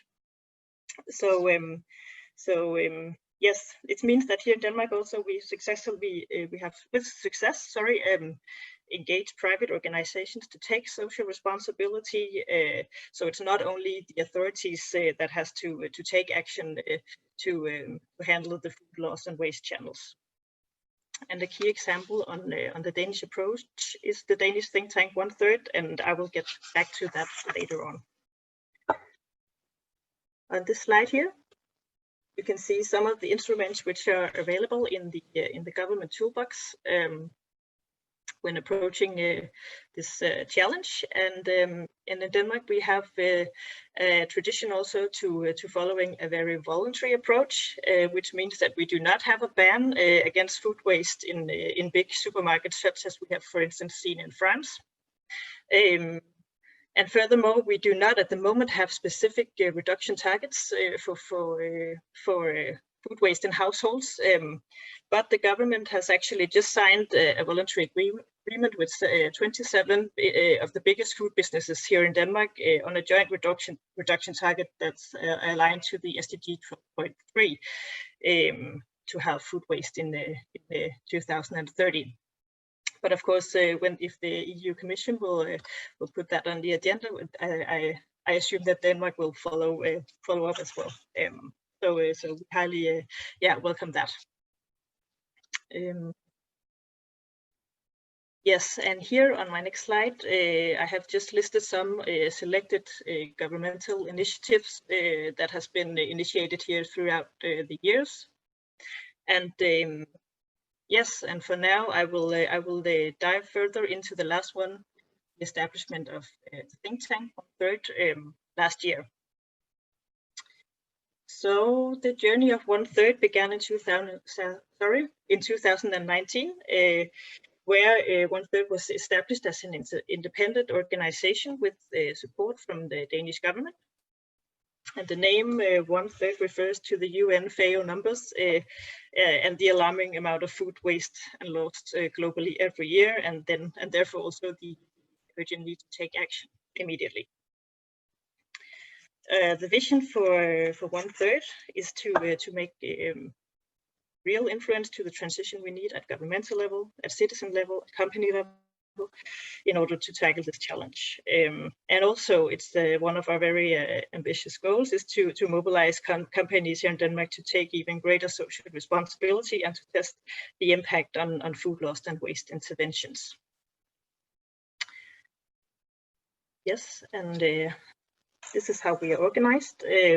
1/3 has a board of directors. The board is headed by Professor Mr. Flemming Besenbacher, and he's also chairman at the Carlsberg Group and the Carlsberg Foundation, and he has just been appointed to a Food System Champions to the UN Food System Summit in 2021, and we're very proud of that, of course, to have him advocating for this agenda and put this on the summit agenda as well. And in addition, we have approximately 60 member organizations representing companies, NGOs, startups, universities, authorities, and so on. And they are divided into 4 working groups working on the different subjects, and one of them is consumer information initiatives. And we also have an international advisory panel providing recommendations for the think tank's international engagement. And then finally, we have a secretariat that is provided by the Danish Ministry of Food. We are 3 employees in the team, and we have a student worker. So to be more concrete, I would like to highlight some of our first results here. And last year in December, the board of directors, they handed over 10 recommendations to the Danish government. See them here on the next slide, on how to take action on the food loss and waste agenda. And the recommendations, they are available also on our website in a more comprehensive version on 1/3.dk. The government, they have already met some of them, as you can see, but we are not there yet at all. So in December this year, the government will receive a new set of recommendations to keep up the pace here.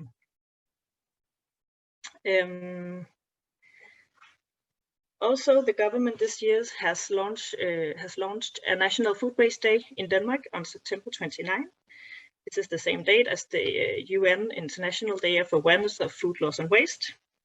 And the government and a large number of stakeholders and NGOs, companies, food businesses and startups and food banks and business organizations, they were hosting various events throughout this day to engage the consumers on this first National Food Waste Day here in Denmark.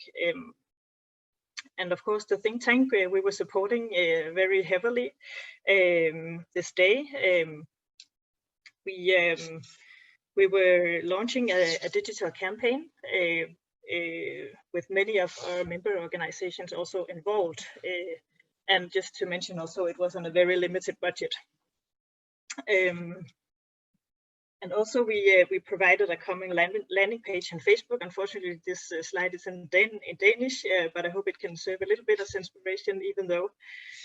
But the idea behind this landing page on Facebook was that to gather all the events that different actors were arranging on the day. And also we provided a digital package with graphic elements, logo, etc. for our members to use for free. And you can see them here on the lower side of the slide. Some things that worked out really successfully with this campaign was the peer-to-peer communication. That was one of the things that we learned. For example, when we shared a post where we encouraged people to share their best advice with each other on how to use a beetroot or a carrot's full potential, it gained a lot of interaction and engagement in the commentary. On Facebook. So we could really see that there is a clear demand for such a platform where consumers they can engage in this course. And the ambition and our hope is now to scale up this project for the coming year, and also to take this initiative to become a real civil society movement that engages consumers to change their behavior towards much lesser food waste in the future. Yes, as mentioned also before, we have this, the think tank is running this voluntary agreement called Denmark Against Food Waste with Danish food businesses. And on September 29, we were celebrating a milestone also for the think tank because of the launch of, the pre-launch actually of this agreement with now 27 food businesses here in Denmark. They have signed this agreement on a joint reduction target that they will have all their food waste in with 50% in 2030. And they signed this agreement with the Danish Minister for Food and the 1/3 chairman. And you can see all the logos of the partners here and of facilitating partners as well. And finally, 1/3 is also engaged internationally. Together with our members, we have initiated 4 value chain market studies in China, Kenya, Nigeria, and Brazil. We have, together with another Danish public-private partnership called Food Nation, we have launched this case collection with Danish strongholds on how to prevent food loss and waste. And we have joined a P4G scale-up project in Indonesia, South Africa, and Mexico. And finally, we have taken the first steps towards developing an international auditable standard for measuring food loss and waste. Yes. As also mentioned before, in Denmark we have, we are really lucky to have a really engaged also private sector when it comes to reducing food loss and waste initiatives.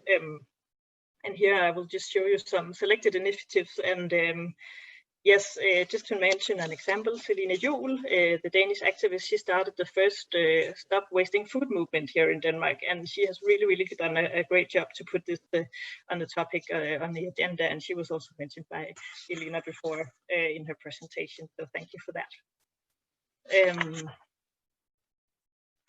Another good example is the Too Good To Go app. You might know it as it is available in both Europe and the United States now. And through this app, you can buy food that the stores otherwise would have thrown in the bin. And number 3 here, Eat Grim. They are providing food boxes with ugly vegetables to the consumers' doorsteps. So these are vegetables and fruits that are maybe too small or too big or do not have the correct cosmetic size or look for the supermarkets to sell. And finally, the Danish NGO, Danish Church Aid, they have opened the first 5 supermarkets here in Denmark with surplus foods, and the stores are run by voluntary workers. So here, finally, I would like to show you this STAIR model, behavioral change STAIR model, as you may know. And even though a lot of good initiatives has been going on here in Denmark on the consumer side, we are not there yet. So the numbers are speaking for themselves. When 1/3 of the food is wasted by the consumers, and the bit is even bigger in the Europe. But we have taken the first steps with the International Food Waste Days. We have started to create awareness, but even more effort is needed if we are to achieve the be 12.3 in only less, or maybe in only 10 years now.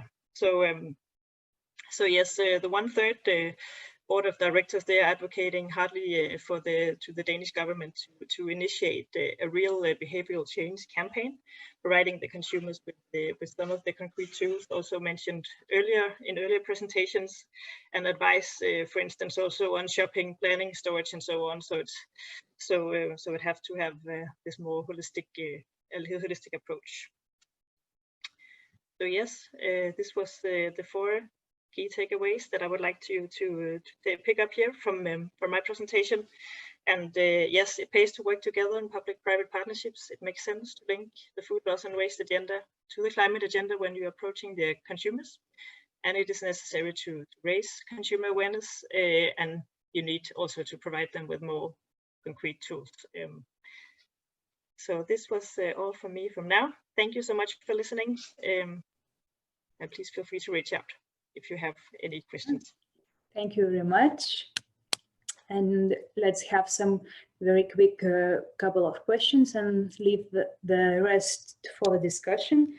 So there was a question, I think, before the discussion, but maybe I will ask this question only for Anna about the school children. How Denmark is approaching school children at schools? Is it kind of big program, or is it important aspect in the school program and so on? Right now, sorry, thank you, Renata. It's, at the moment, it's not an integrated part of the school program. We have some different initiatives in the schools, for example, school gardens and some of the cooking classes. They are using education materials provided, for example, by private actors. But of course, we would like to, in 1/3, we would like to have this as an incorporated thing in the schools, and actually the government, they had in the spring recommendations from climate partnerships consisting of private or different private organizations, and they were recommending actually to have a whole food waste week integrated, also focusing on schools. So we really agree that with school and the future consumers are really important target group here when you talk about food waste. Okay, thank you. And one more question. Do you think from the perspective of Denmark, is it possible to reach this global goal of halving food waste? I think it could be realistic, but we really need a really targeted effort now to reach it. But it's not impossible, but more concrete, things have to be done. Okay, so thank you for a moment, and please stay with us to the final discussion. And now let me invite our speaker, Solveiga Pakštaitė, a founder and director at Mimica from United Kingdom, to continue our conference and to present her invention, a smart label, which is one more tool to waste less. Solveiga, please. Thank you very much for having me here. We've been hearing about the importance of public information and policy and behavior change, but now I want to just move the discussion onto the role that technology plays in this discussion, and also kind of information design. So if I just bring up my screen, take your time. I will be able to do that.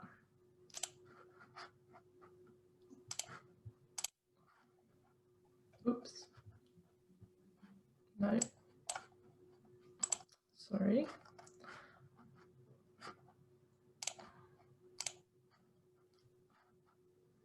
Oh, I see. Yeah.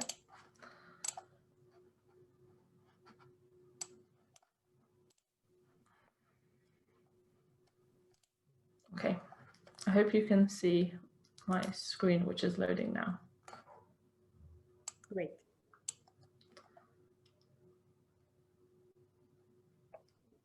Okay, so most of us don't think about where our food comes from, but of course, behind the scenes, there's a big and complex system working hard to make sure that our food gets delivered to us in a good and safe condition.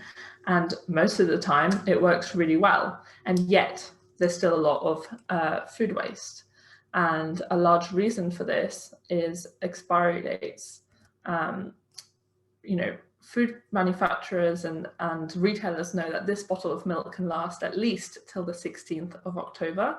But because of potential problems or errors along the way in the supply chain or even in our homes, it makes sense that they take a more cautious approach. So having to use these cautious expiry dates to protect consumers, of course, ends up driving a tremendous amount of waste. So it's really about finding a balance between giving accurate information that's going to keep consumers safe, maybe at the same time in the instances where consumers are keeping their food properly, which is most of the time, and not letting that food go to waste. So in the UK at the moment, 60% of the food that is being thrown away is still perfectly edible and is avoidable. So that is the solution, that is the problem, sorry, that Mimica has set out to solve. So before I go into our solution, I just wanted to talk about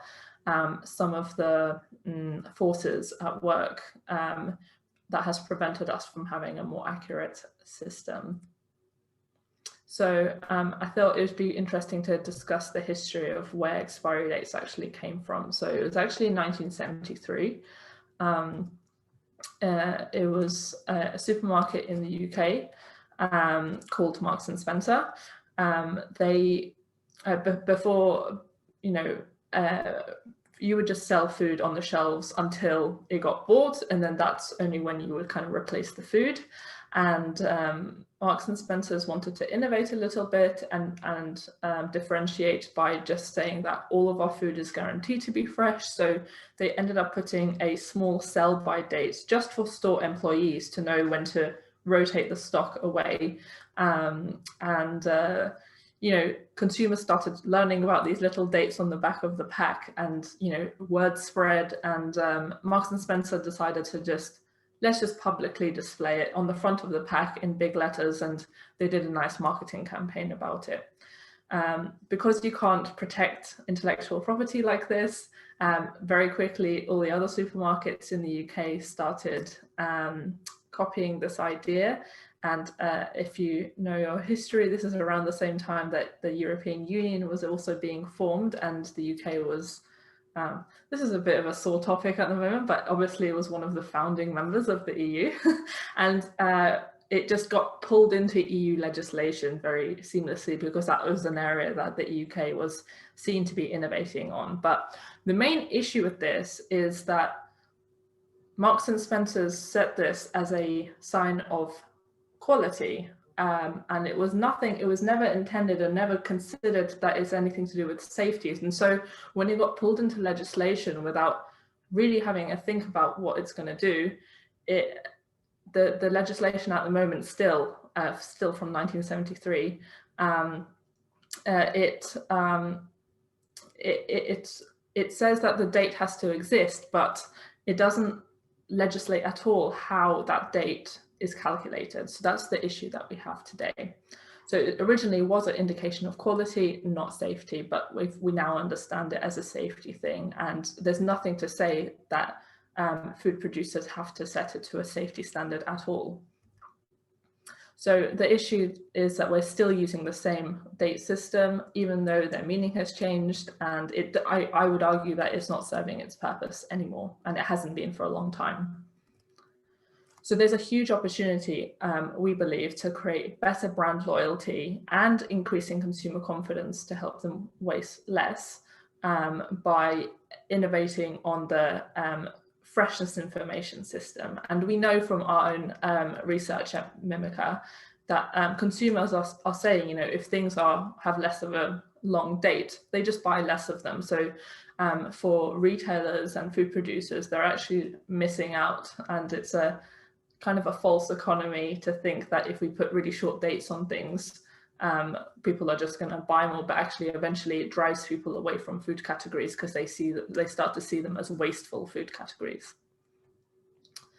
And so what happens when we can extend shelf life just even by a little bit? So even if we just extend shelf life by 2 days on a product that already had a 7-day shelf life, so something fairly perishable, let's say milk, we know that food in like waste in store gets cut in half. It goes down even more in the home by 63%. And actually the interesting thing that I've already been kind of hinting at is that we start to see an increase of sales. Why does this happen? So for the retailer, they get a longer time to sell the product before wasting it. There's extra days to consume. So people, it's a less risky purchase. So it encourages them to buy a larger pack size or buy 2 when they were going to buy 1, or maybe 1 when they weren't going to buy any at all.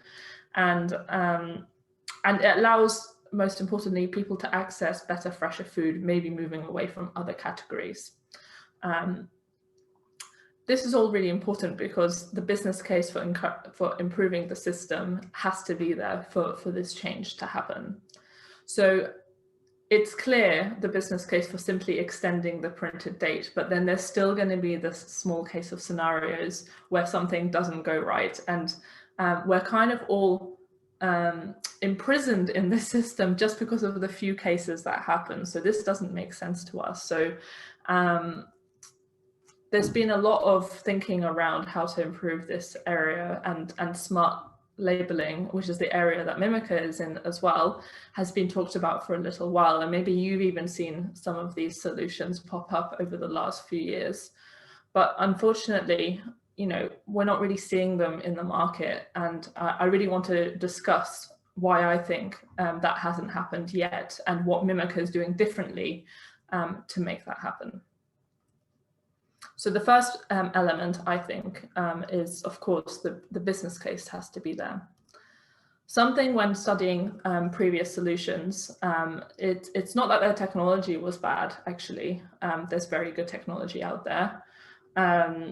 But often these kinds of solutions have been developed in kind of technology science labs, and maybe from a PhD, and they lack the kind of business understanding to actually what needs to drive systemic change within the food industry. So one of the main important things that I have learned is that there needs to be a view of all of the stakeholders and an alignment of the benefits of introducing a new system. For example, for the retailer, the benefit of extending shelf life or having a more accurate dating system is clear. They are the ones who directly get the extra sales, that sort of thing. However, it's the food producer who have to actually implement this new system, do the work of implementing it. And so if I'm just selling to the retailer and then the retailer just forces the food producer to implement these labels, and actually there are some case studies of this kind of happening in the past, and that seems like a great thing, the retailer has all the power. But if the food producer hasn't spent time with the label maker to understand all the benefits for them, they're not really going to be incentivized. It's extra effort for them. They don't really understand the benefits. They still think that the waste basket is their best friend. And so spending time and explaining these benefits and these sales are going to pull through to them. And then actually we've realized that working directly with the food producer first, getting them on board and to understand the benefits, and then they get to come to the retailer and be the star kind of innovator, that works a lot better. And I think just getting that kind of spending the time to get all of the stakeholders aligned is going to set up a new system for success. You can't ignore one partner. And that also, of course, includes the packaging manufacturer who Mimica is working very closely with. So another one is because of the kind of previous failures, there's a lack of data to kind of prove that smart labeling generates value, and so it might be difficult to sell it into food producers and retailers. So when I would encourage any studies that are done, like just collect as much data as possible. I've been surprised actually by speaking to some retailers that, the way they approach trialing something new, they just say, let's just put it on and see what happens. But I mean, we're a science company, that's not how we look at things. You know, we need to measure very carefully how much waste was happening before, how much waste is happening now in store, how much waste was happening in the home, how much waste is happening now. Do consumers have a better brand perception afterwards? All of these things need to be measured and to kind of encourage, you know, more and more food producers to bring a new labeling system on board. Another kind of issue is that packaging is often seen as it has to be either cost neutral or actually cost saving, which is a shame because the business case for having a more accurate freshness information system is there, and actually it can drive higher profits. But of course, adding a smart label to a product does cost a little bit more, but I think it's short-sighted that it's just lumped in the field of packaging, and packaging should cost nothing, and it actually is preventing us from accessing a more profitable and obviously less wasteful system. So I think that's something that I try to speak about when I speak to the packaging industry and to food companies as well. So that's something that really needs to change. The second thing, that the solution has to be scalable. So it needs to be as easy as possible to implement, and other kind of previous solutions have needed kind of a specific machine that has to be purchased, or it takes a long time to set up on the manufacturing line, and you know, the expensive tooling has to be manufactured. And this is all reasons to, if there's already maybe not a very strong business case, why would we be making that investment as a food producer? So we want to be disruptive in our thinking, not in our implementation. Another important factor with previous smart labels is they're not circular economy compatible. They use precious metals, they are very complex, they sometimes use electronics even, so it makes them not recyclable at the end. And maybe some of the materials themselves are very resource intensive to produce. So we at Mimica, we've taken the route that, you know, everything can't affect the recyclability of the existing package at all. And we're working together with recyclers to make sure that that is going to be the case, and that informs our design decisions. And then finally, it must be user-centric, because after all, that's what we're here to talk about today. It's about reducing food waste in households, and it needs to be clear to use for everyone. So some systems can be confusing to consumers, and there's some that, you know, color changing systems that actually it's good when it's red and it's bad when it's green, because that's what the chemistry does. But chemistry or no chemistry, that is just never going to be clear for most societies where green is good and red is bad. People are going to get it mixed up, or maybe like sometimes the way that the graphic communication is, it's very unclear and confusing, and so people are just going to ignore that piece of kit really in the corner of a package. So it's really important that it's actually designed with consumers every step of the way. And at Mimica, we have a saying that we don't make design decisions in a meeting room or a Zoom call, as it may be now. Every single design decision, we can't assume according to what I think is clear, because I've been looking at the problem, you know, this close. So we always go out and do mini tests all the time. I bet you're excited to see what our product looks like now. Okay, so, and then the final thing that I want to talk about is the idea of Frankenstein food. Obviously, we know from our lab testing that a lot of foods can extend their shelf life significantly. We used the example of 2 days earlier, but actually for products like beef or juice, we can extend shelf life by, like, you know, from the time it is now, an extra 2 weeks sometimes. But we can't just simply implement our system, print a new date that's now saying that your beef is going to last 3 weeks, not 1, and then just expect consumers to accept it, they're going to think that you've done something weird to that beef. And a really good example of that, actually, it's not within the smart packaging field, but when vacuum packing was first brought in, which is a fantastic way of extending shelf life, there was no information campaign about it in the UK. It launched and no sales. People wouldn't touch it. I mean, it's already kind of weird looking, you know, all vacuumed in that like that. But because they were like, how can the shelf life just double overnight? What have they put in this meat? And that's understandable, but the time wasn't taken to have a clear information campaign of what that happens. And the same with, you know, introducing a more accurate date system. We need to explain that we've done nothing to the food. It always was able to last this long. We're just now able to more accurately show you this. And I think a really good example of this is another company that's based in the UK called It's Fresh. They actually absorb ethylene from the fruit, which is the ripening hormone. So they're not doing anything to do with labeling, but obviously they're extending shelf life. But they did a really clear campaign in store explaining how it works, etc. There was information on the side of the pack as well, and they were able to improve sales of fruits and berries that they were targeting. Now I want to get on to, with all of these things that we studied, of reasons that things weren't successful in the past, I want to talk to you about what we're doing that is different. And our product is called Mimic Touch.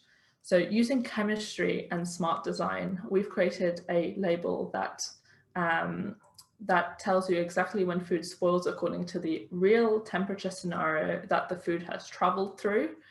And it's really simple to use. All you need to do is touch the label or cap. We have two formats. I have the label format here. And if it feels smooth, it means that your food is still safe.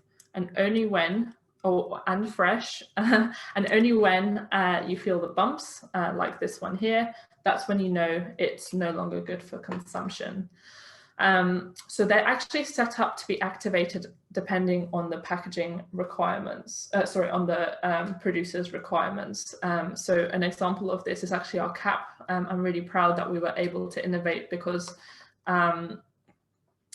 for larger juice bottles, unlike the one I have here, juice is actually very stable, even the fresh one, until you open it because of the acid content in it. And most of the spoilage activity happens after you open it and you introduce bacteria and oxygen to it. And we actually create, and obviously the spoilage curve quickens a lot more after you open a package. So we've actually innovated and we created a cap where when you twist it open for the first time, that's what activates the chemistry inside. So it basically puts the two parts of the cap together and activates it. So that's something that we were able to file a patent for. And I've already explained how it works. And what's happening inside is that we've developed a unique gel chemistry, and we calibrate the gel to copy the same spoilage characteristics as the target food. So beef is going to have its own gel chemistry and recipe, if you will, and milk is going to have its own recipe because they have different levels of temperature sensitivity. And so they're not like set timers. The spoilage rates are still driven by actual temperatures. So if I keep my meat out of the fridge for too long, the gel is going to start spoiling quicker, exactly the same as the food. Or if I'm keeping it perfectly great, then I can enjoy that food for longer. And even within that, obviously, there's the different levels of temperature sensitivity that we're building in to map and match to the food. It's really important that as I said, that we work with consumers to help make design decisions, but also that we ask consumers after testing our product what they think. So that's part of showing to retailers and food producers what's possible from the business case. So here's an example of a study that we did together with Arla, the Danish dairy company, and they wanted to know all of these things. So I think what some of the most exciting things here is about kind of brands, and this is like, I keep banging on about the business case, but without that, really this kind of thing is not going to get implemented. So we got this on a 7-point scale, where everything above 3.5 is considered like positive and a success. We were getting really high numbers for people remaining loyal to a brand that is using Mimic-a-Touch. All being equal, they would switch to a brand using Mimic-a-Touch, and actually something that we weren't expecting to be so high, but they would switch to a premium brand using Mimic-a-Touch as well, which is something kind of exciting to see, that basically people are putting a financial value of having better information, and they would actually trade up to a more premium product to get that information. Because in our surveying as well, we know that we can see that consumers understand that by wasting less food, they are actually going to save money as well. So we're now at the stage where we're working with pioneering both local and global food producers. There's a couple of logos here from the top two are kind of big meat companies. The bottom one is the largest juice company in Europe. And there's some other companies that we're working with as well that are confidential. And I mean, there's only one retailer on there, which is funny because I was talking about Marks and Spencer at the start, but they've always been great innovators, and it's great to be talking to them about running some pilots next year. This is my point, that we've made the decision to work directly with the food producer, and then we introduce the retailer. That works really well for us. And actually most of the companies that we work with actually got in touch with us. We don't really do much sales activity. And the reason why they're getting in touch is that they see that we can help them reinforce sustainability and freshness messaging. Obviously, they're interested in reducing unnecessary waste, increasing their sales. That's, to be honest, the main thing that they want to do, which is fine if it achieves the end goal. And obviously encouraging, something really interesting that happens is when you put a temperature sensitive indicator on food, people just being aware, it makes people more aware about the temperature sensitivity of food. So it actually encourages better behavior. So whether that's from the drivers that are taking the food to store, they're going to be more careful to keep the doors shut when they don't need to be open, or maybe making sure that they keep the refrigeration on route when they're taking a tea break. And even in our homes, just by being aware of that there's a temperature sensitive monitor on it, I'm going to be much more quick to put something back in the fridge, which is really exciting. That's actually a benefit that we didn't expect to see, but we've been seeing that in our testing. And where we're launching is these three main food groups. We're initially going to be working on a launch with our cap on juices. Our cap can obviously also go on dairy, and we're working with some of the dairy producers already. And then we're going to be scaling, we're doing a big project with the EU starting in January next year to scale up the production of the flat labels, initially for the red meat industry. And I've already discussed some of the meat players that we're working with to do that. So that's all I have for you guys today. I really hope that you want to join our mission to help us radically reduce unnecessary food waste, and can understand why we haven't seen these kind of technology innovations in the future. And I hope why Mimica will be able to overcome them. Thank you. Thank you, Solveiga, very much for your interesting presentation. And one more tool to be smart and to waste less food. As I see, we do not have questions at the moment, so please stay with us to the final discussion, and we will continue then with our presentation. And I invite then Sinkevičius research scientist from Luke, from the Natural Resource Institute, Finland, to share Finnish experiences and challenges addressing food waste in household sector. Okay, hello. Hello. Hello, can you hear me? Yes. Okay, good. So I will then share my presentation, just a minute. Please. Yes, so my name is Sinkevičius and I work as a research scientist at Natural Resources Institute, Finland. And today in my presentation, I will tell you first about food waste measurement methods shortly. And then I will tell you about our latest study, where so what types of food waste is caused in households, and then about national food waste roadmap.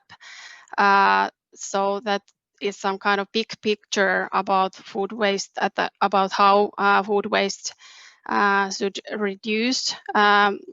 And so I will not focus in specific examples. I will bring out the big picture about the actions, how to reduce food waste. So about Natural Resources Institute, Finland. So we have started our research and quantification related to food waste in 2008. And we have had several projects, international and national, related to this theme. And based our studies, we have estimated that every year in Finland there is about 4 to 5 million kilos food waste. And this is the figure about the edible food waste. So we have been focusing in our studies to this edible part of food waste, but as you probably know, that last year Commission has set this delegated act regarding measuring food waste, and this has meant that we had to take account now also and measure this inedible part. But here you can see the picture of how which part of this food waste consists of, and as you can see, the largest share is in households, and then about 20% of food waste is caused from industry, from retail and catering sector, and then about 12% from primary production. A couple of words our project. We had now 2.5 years of project called Monitoring and Reducing Food Waste in Finland, and the aim has been to build a permanent food waste quantification system and also to build a roadmap and find the key ways how to reduce food waste. And this project has covered the whole food chain, so from primary production to households. And we have got funding from 3 ministries and 3 associations. And here you can see the project webpage. And this project has been done with close cooperation with the food chain actors and stakeholders. So we have had, for example, several workshops where we have create, for example, the main themes to this roadmap. Here, just shortly about the methods and planned sample sizes regarding the whole food chain, and then the actual planned sizes. And actually, we are now continuing our work, and we are going to increase our sample sizes in our studies. And when it comes to this household sector, so we had questionnaires and waste composition analysis and food waste diary. And today I will especially tell you about the results of this diary study. And actually, yes, I can. Oh, okay, there are. And when it comes to this questionnaire, we had a little bit over 1,000 households in this study, and we had citizens from different kind of households, so 1 person, 2 person, and families, and different ages, from different ages, and then from all over the part of Finland. And from these participants who were the respondents who were respond to our questionnaire, we got about 300 households who were agreed to participate to our diary. So we when we were analyzing the result of diary, we were also able to use this socio-demographic information.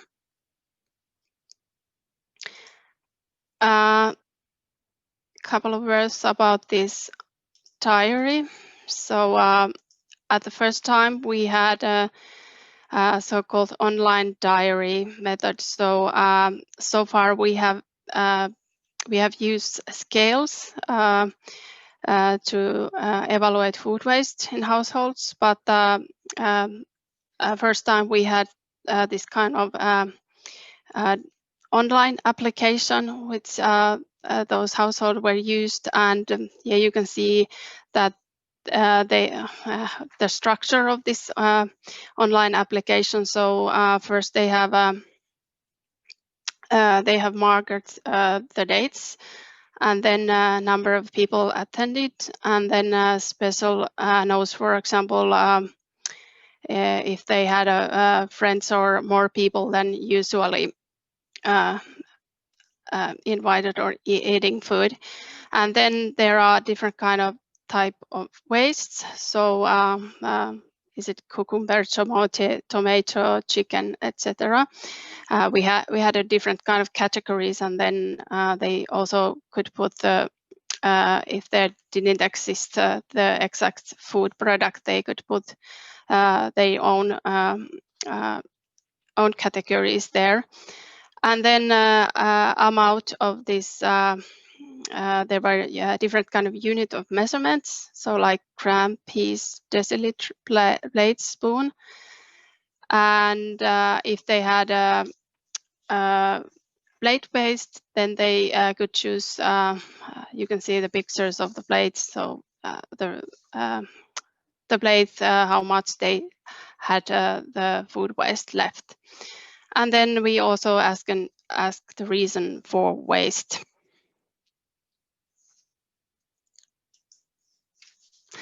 And here you can see the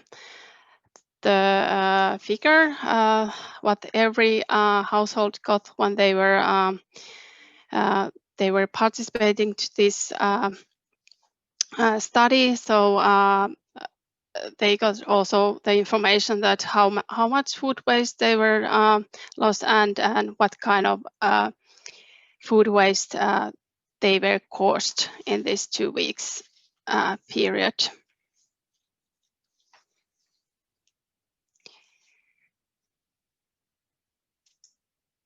Okay, and here you can see the results of our studies. So these are not surprising. So the vegetable and fruits are one of the most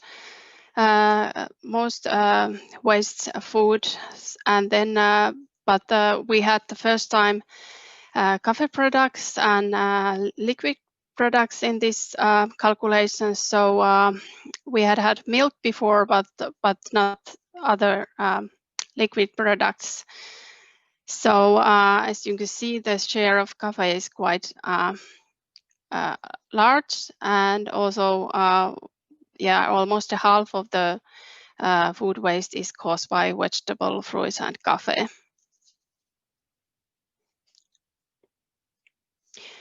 And yes, this is interesting and good to know when we are planning the measures how to reduce food waste, and how to, for example, if we have campaigns for households and consumers. So how we could affect them to reduce vegetables, fruits, and coffee.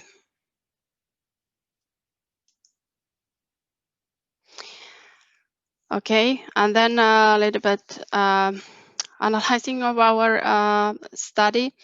So based on this study and based on these about 300 households, the average amount of food waste was about 19 kilos per person per year. But I wanted to highlight that this was this study. So as we have had former studies, our results have been like between 20 to 25 kilos.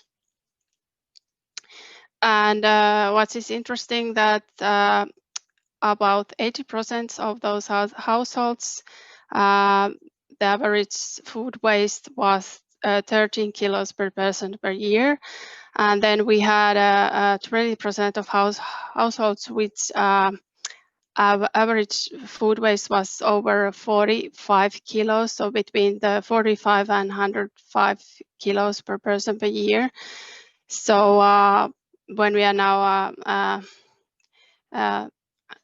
planning measures how to reduce food waste in households, so it's interesting to think of what we could do for those households who are causing a lot of food waste. And then what we also have found in our analysis that average amount of food waste for single woman is 27.5 kilos per person per year. And when we compare to single men, the amount was 14 kilos. And when we compare the other households, compared to other households, the average food waste was about 90 kilos. And based on our former studies, we have noticed that when women are in charge of shopping, they usually buy a lot of vegetables and they buy more food than needed.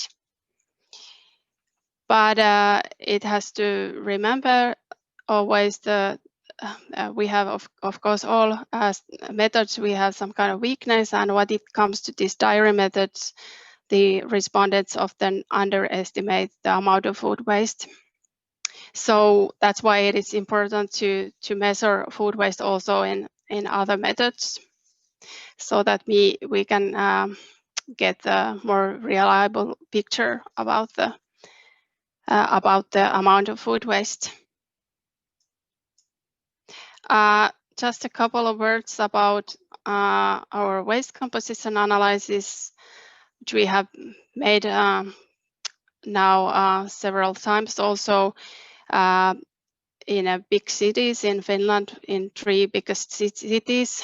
And so we had made so-called waste bag analysis, and we have analyzed this edible food waste as well as the non-edible food waste.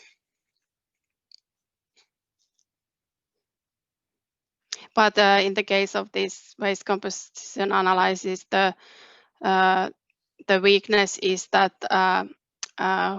we are not going to have this liquid waste. So this highlights also that we need different kind of methods to evaluate this food waste at household level. Then about our national food waste roadmap, which we have built up in close cooperation with different stakeholders of food chain and the whole food chain. So from representativeness from primary production, industry, retail, and catering sector, as well as consumer part. And we had several workshops. We have gone through a large number of scientific articles and done interviews for experts. And based off all of that, we have formed these 6 key teams, which are like efficient regulations and voluntary actions and changing practices to a more sustainable society. And then education and information guidance, and then technology, new products, business models, and there's of course a need for research and the last but not least the cooperation. It is very important in order to achieve all those measures what we are set for to reduce food waste. Okay, and here you can see the subtopics of those roadmaps and regarding 4 main topics. So actually at the moment we are just working with the specific actions what has to do in Finland to reduce food waste and to fulfill this subtopic aims. And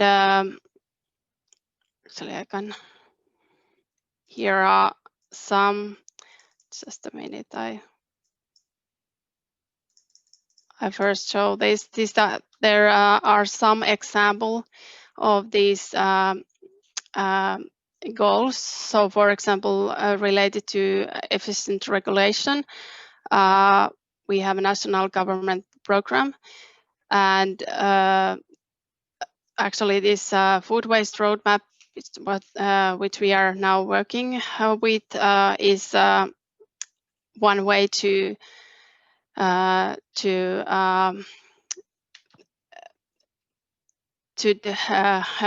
achieve this national government program. So we have in this food waste roadmap different kind of actions how to reduce food waste, and also at a household level. And then regarding these changing practices towards more sustainable society, one example is, for example, smaller portions and package size. And then related to education and information guidance,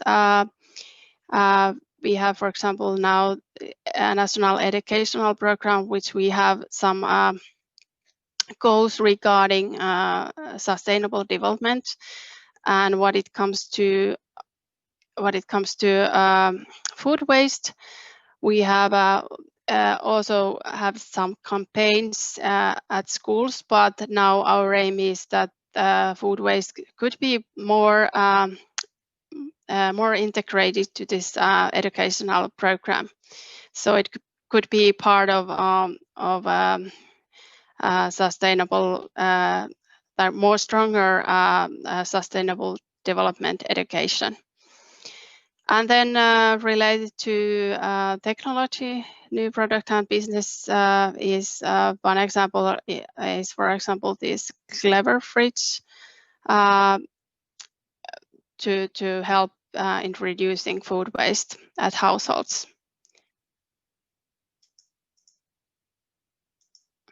And in this picture, I just want to highlight that in order that we will achieve this target to cut food waste into half, so we need different kind of actions in our society. We need technological change, but we need also socio-cultural change. And so we need to create different kind of tools to make changes in social cultural issues, as well as technological base. And then here in orange sector, there are for example, legislations, research, because they are affecting in all parts of these food waste reduction measures. Okay, thank you for your attention. So that was my presentation. Okay, thank you. Thank you very much, Inkeri, for sharing Finland's approach. And now we have one quick question from the audience. Some anonymous listener asked, how did you account for consumers' subjectivity in those self-reported food diaries? Did you take it into account somehow? Food diet. No, not at this project. So we were just evaluating the different kind of food products. What or do you mean regarding the this food waste roadmap? No, it's about your research and food waste. Okay. From those people who self-reported their food waste. Yeah. Yes, actually, yeah, we had this questionnaire first. So there we were inquiring about their eating habits. So we were also taking account these different kind of diaries, but we couldn't find any effects of diary to food waste. Okay. I mean the diets to food waste. Okay, thank you very much. Yeah, please stop sharing now the screen. Okay. Stay with us. Now we move to the final part, the final discussion. So all speakers, please join us. And partners, project partners also, please join if you would like to join the discussion or you will have some questions. So my question, and also we have a question from the audience about the pandemic situation. Commissioner also spoke a little bit about this situation, and it would be really interesting to hear how countries maybe are responding. Are there any data how people behave during the pandemic situation? Is there more waste or less? And what is your opinion? And also maybe Solveiga will share some ideas. Maybe smart labels attract more attention now. So yeah, if anyone would like to start and share some insight on this situation, is it opportunity or is it a challenge with pandemic in terms of food waste? Anyone, please? I can come in on this. Okay, please. So, I mean, I can only speak from UK statistics, which is what I've been studying. So, obviously, not obviously, but at least in the UK, when the first lockdown came in March, there was a lot of panic buying that led. I mean, no one could eat that much food, so there was a huge spike in food waste at the start. But actually, as people started to have more time at home and get into the rhythm of not running around everywhere. Actually, a recent study from WRAP, the Waste Resource Action Programme here in the UK, in their October report said that over 70% of the people that they surveyed have increased or like introduced a new waste management method into their practice. Which is really reassuring, and actually waste levels have started to come down. So I think it's a good opportunity, because as we've all slowed down and been more mindful, and to be honest, taking food less for granted, because it's become, I mean, we had huge food shortages in the UK. I mean, it was specific ingredients, but like there were just some weeks where you just couldn't get flour, or you couldn't get eggs, or it was just a very strange time. So I think we're taking food less for granted and appreciating the systems that it takes to get it to us. And I think us launching in the next few months, for us, I think it's a very exciting, let's say, intellectual climate to in terms of citizens to launch into.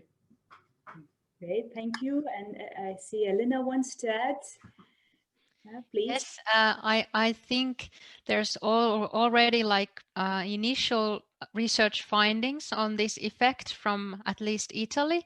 And I think in Finland, the Consumer Union of Finland, they did a study in the spring, and they also noticed in their findings that as people are spending more time at home, they are paying more attention to planning their shopping and what they actually purchase from the stores. So it's positive, I think, although there is also been this huge increase in the grocery shopping done online. So we don't know perhaps yet how that will influence the food waste levels, but at least now it looks good from the point of view of people maybe paying more attention to the issue at home. Okay, great. Next, maybe Anna, could you, from Denmark's experiences? Yes, sure. Actually, we did a small survey from the think tank, on a representative survey, where we asked the Danes if they had changed their habits during the lockdown in the spring, and it showed that 7% only they actually changed their habit. It's self-reported, of course, and one of the reasons for that was confirmed in another survey study, that there is a clear connection between that you have been cooking more at home, eating more homemade food during the lockdown, and then you have also had you have thrown less food away. And that's really interesting, because it might say that maybe that food that you have cooked yourself, you put more value in that, and you're more never and you tend to throw it away if you have also put a lot of energy and time in it. I don't know, but that's really interesting, I think. Yeah, of course. Thanks. Erica, maybe some ideas from your perspective? Similar sort of results that I've seen from surveys here. I haven't been personally involved in many of those, but I've seen, you know, similar things coming out of people at least self-reporting less food waste since they're more involved with the cooking at home. Yes. So this is a kind of positive thing, but maybe there are some still challenges regarding this pandemic situation and food waste at home or after the pandemic. How do you see, do we will keep those trends, how to say, lower? Or I think we can't be complacent and just assume that, great, everyone's just going to keep continuing to reduce more and more food waste. I think as the world starts to speed up again, we need to kind of keep reminding people how great it was to do these behaviors, and everything that we can do to support the good behaviors that people have, because obviously behaviors take a long time to instill. And I think hopefully this has been enough time to do that, but we mustn't be complacent that this is now like going in the right directions. And I'm sure the other panelists have got plans to support those, and I'd love to hear those. Yeah, as I see that the whole team of our project also have a lot of work to do, still more. Zita, what you would like to say to add? Maybe some from this region, from Eastern European region, some data, some trends regarding those benefits and maybe challenges? For us, I mean, for Lithuania, it is difficult to say, because we do not have any researches till now on behavior of consumers regarding food waste. And of course, we should do, and it's quite urgent question. But what we noticed from the consumer reports, from questions, that consumers are quite concentrated on, for example, freezing of food. It's a little bit new trend in our country, because till now just freezing was regarded as quite negative thing, because it's not fresh, products are not fresh, and indeed now we are shifting to a little bit other opinion. What we also noticed from consumers, that consumers start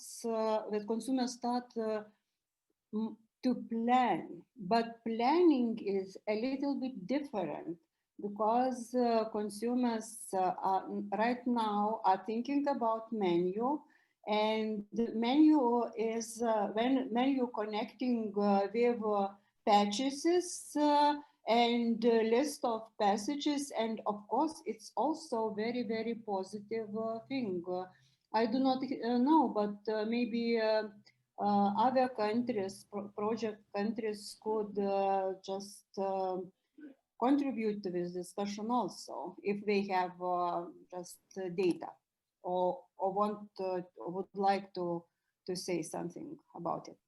So yes, project partners, if you have some local data, please also share. And if you have some questions for our invited speakers also, please, the floor is for you too here. This was more general discussion, but I have one more question that relates to one of our listeners, and he asked about the policies to fight loss aversion, that people are afraid to have not enough, to serve not enough, and so on. So it was a question for Erika, but I would expand this a little bit, and to ask you about these social norms changes. It's really important here, yes, because this being afraid not to have enough food at home, yes, it's really persisting, at least here in our country. So what about this in your country situations, and how we could address this? Maybe Erika, let's start from you. Okay. So this question relates to what's sometimes called the good provider identity, so that people want to provide for their family and therefore tend to rather have too much and at least be very worried about not having enough. And that's, of course, a mindset or an identity that's very difficult to change. We are doing some research into that, into which types of people have this identity more strongly and how could we possibly change it, but it's just starting up now. I'm inclined to think that maybe we can change the way we perceive what is like a good provider, or giving good guidance to your children, for instance. Oftentimes being a good provider also links to children, so I'm talking about that segment now. And there, what we see, for instance, from our focus groups, is that people are saying that providing information about how to not waste food used to be something that you would get from your parents, from your grandparents. It would be throughout the generations, and that's lessening. But maybe we can link this idea of being a good provider, providing for your family, to also teaching your children the value of food. And then that would link those values of being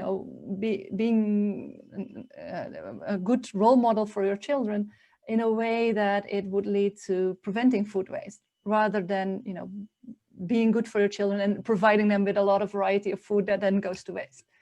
So there are maybe ways in which we can restructure it, or sort of reframe the idea of what it is to be a good provider.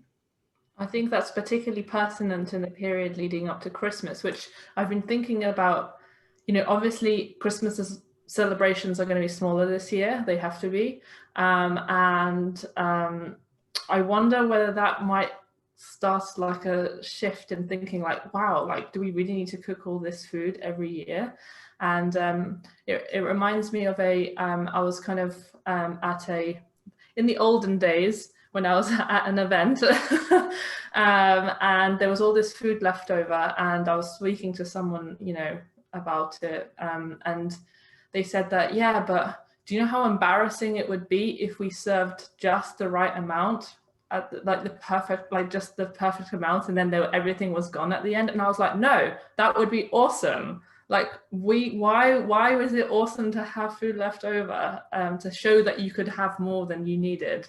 So I think actually just saying, being vocal about that is something that I think, you know, needs to change. And I wonder whether these smaller Christmas this year might help, because obviously historically it's been a time of a lot of waste. Yeah. There are so many aspects around here. So anyone else would like to add anything? Because we really have a lot of things to discuss, and so there are so many aspects, and one of these we just touched were different holidays. Yes, again, another issue about the food waste and how we are being ready for them and so on. So really, we discussed so many things, but there are so many left. So I really appreciate and want to thank very much our speakers for this discussion. And just to, how to say, to put the positive note at the end, as one of the recent studies says, if there is no behavioral changes, food waste will increase, double. Yes, so we together with the whole scientists and experts community, also our team, International Sincerely Food team, very much works on and looks forward to the opposite reduction, as double reduction. So I really hope that today's experiences, exchange, and ideas will encourage us for those changes.